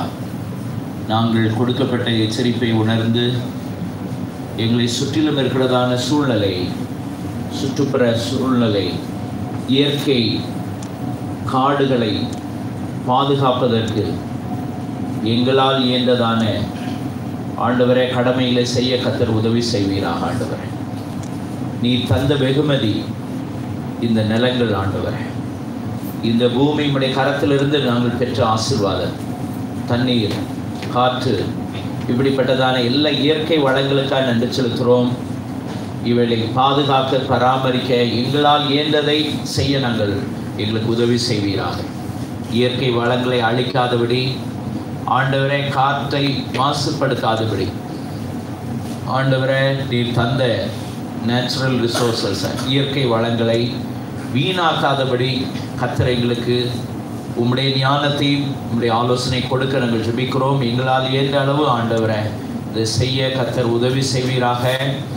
இன்றைக்கு தீர்மானம் எடுத்த ஒவ்வொருவரை கர்த்தர் ஆசீர்வதித்து ஆண்டவரே, வரும் நாட்களில் எங்களுடைய பட்டணங்கள், எங்களுடைய நீர்நிலைகள், சுற்றுப்புற சூழ்நிலைகள், இயற்கை வளங்கள் இவைகள் பாதுகாக்கப்படுவதற்கு நாங்கள் எங்களால் இயன்ற உதவியை செய்யவும், மற்றவர்களுக்கு இதை எஜுகேட் பண்ணவும் கர்த்தர் உதவி செய்வீராக. எங்களுடைய பிள்ளைகளுக்கு நாங்கள் இதை கற்றுக் கொடுக்க கர்த்தர் உதவி செய்வீராக. ஆண்டவர் தந்த நல்ல ஆலோசனைக்காக நன்றி செலுத்துகிறோம். ஆண்டவரே, இந்த நாட்களில் எங்களுடைய தேசத்திலும் ஆண்டவரே, எங்களுடைய தலைவர்களுக்கும் இந்த தேசத்தை ஆளுகை செய்கிறவர்களுக்கும் இப்படிப்பட்ட போதிய ஞானத்தை தர நாங்கள் ஜெபிக்கிறோம். ஆண்டவரே, இந்த நாளிலும் இந்த இடத்துல எங்கள் மத்தியில் உம்முடைய வார்த்தையை கொடுத்த உம்முடைய மகனை ஆசீர்வதித்து இன்னும் பல்லாயிரங்களுக்கு ஆசீர்வாதமாக எடுத்து பயன்படுத்தும். நல்ல ஆரோக்கியத்தையும் பலனையும் ஆண்டவருடைய குடும்பத்தை ஆசீர்வதித்து மேன்மைப்படுத்த நாங்கள் ஜெபிக்கிறோம். இந்த நாளிலும் இங்கே வந்திருக்கிற எல்லா பிஸ்னஸ் பீப்புள், ப்ரொஃபஷனல்ஸ் எல்லாருக்காக நன்றி செலுத்துகிறோம். எல்லாரையும் ஆசீர்வதித்து பலப்படுத்தி உம்முடைய நாம மகிமைக்காக அவர்களை பயன்படுத்த நாங்கள் ஜெபிக்கிறோம். ஆண்டவரே, அவருடைய தொழில், வியாபாரங்கள் எல்லாவற்றையும் ஆசீர்வதியும். ஆண்டவரே, இந்த புதிய நிதி ஆண்டிலும் கர்த்தர் அவர்களை மென்மேல் ஆசீர்வதித்து உயர்த்த நாங்கள் ஜெபிக்கிறோம். ஆண்டவரே, அவர்களும் பிறருக்கு ஆசீர்வாதமாக இருக்க கர்த்தர் உதவி செய்வீராக. ஒருவேளை பிஸ்னஸில் தடைகள், போராட்டங்கள், நெருக்கங்கள், பாரங்களோடு இருந்தால் அவைகள் எல்லாவற்றையும் மாற்றி ஒரு சுவிட்சமான நிலைமை மாற்ற நாங்கள் ஜெபிக்கிறோம்ப்பா. பிள்ளைகளுடைய படிப்பு, ரிசல்ட்ஸ், இன்னும் எதிர்கால படிப்பு இவைகளுக்காக காத்திருக்கிற ஒவ்வொரு குடும்பங்களுக்கும் அவர்களுக்கு தேவைகளை சந்தித்து ஆசீர்வதியும். ஆண்டவரே, ஒவ்வொரு குடும்பங்களையும் ஆசீர்வாதமாய் சமாதானமாய் கட்ட நாங்கள் ஜெபிக்கிறோம். ஆண்டவரே, அப்பா துதிக்கிறோம். சொல்லப்பட்டது போல நாங்கள் ஒவ்வொருவரும் ஆண்டவரே உப்பாக, ஒளியாக, பிறருக்கு ஆசீர்வாதமாய், சுயநலம் இல்லாமல் பிறருடைய நலனை ஆண்டவரே, தேசம் ஆண்டவர் கொடுத்த நலன்களை பாதுகாக்க கர்த்தர் உதவி செய்வீராக. இந்த டீம் பிஸ்னஸ் மீட் ஆண்டவரே இன்னும் பல்லாயிரங்களுக்கு ஆசீர்வாதமாக இருக்க, இந்த சமுதாய தேவைக்கு உதவி புரிய, அனைவருடைய வாழ்க்கை கட்டி எழுப்ப உதவி செய்யும். இதன் எல்லா முயற்சிகளை கர்த்தர் ஆசீர்வதி. இப்படி தெய்வீக பாதுகாப்பு, கிருபை, ஆளுகை இருக்கட்டும். மக்கே மகிமை செலுத்துகிறோம் இயேசுவின் நாமத்தில் பிதாவே.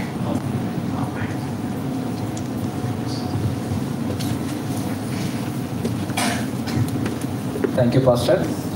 நமக்கு டின்னர் ரெடியாக இருக்குது. அதுக்கு முன்னாடி ஒரே ஒரு ஒன்ஸ் மோர் ஏக்கா ஒரு கிளாப் பண்ணலாமே. கொஞ்சம் விஷயம் சொல்லியிருக்காங்க, ஒரு உற்சாகமான வேலை கொடுத்துருக்காங்க. Thank you so much. Thank you so much. உங்களுக்கு டின்னர் காத்துட்டு இருக்கு. ப்ளீஸ் என்ஜாய் பண்ணுங்க.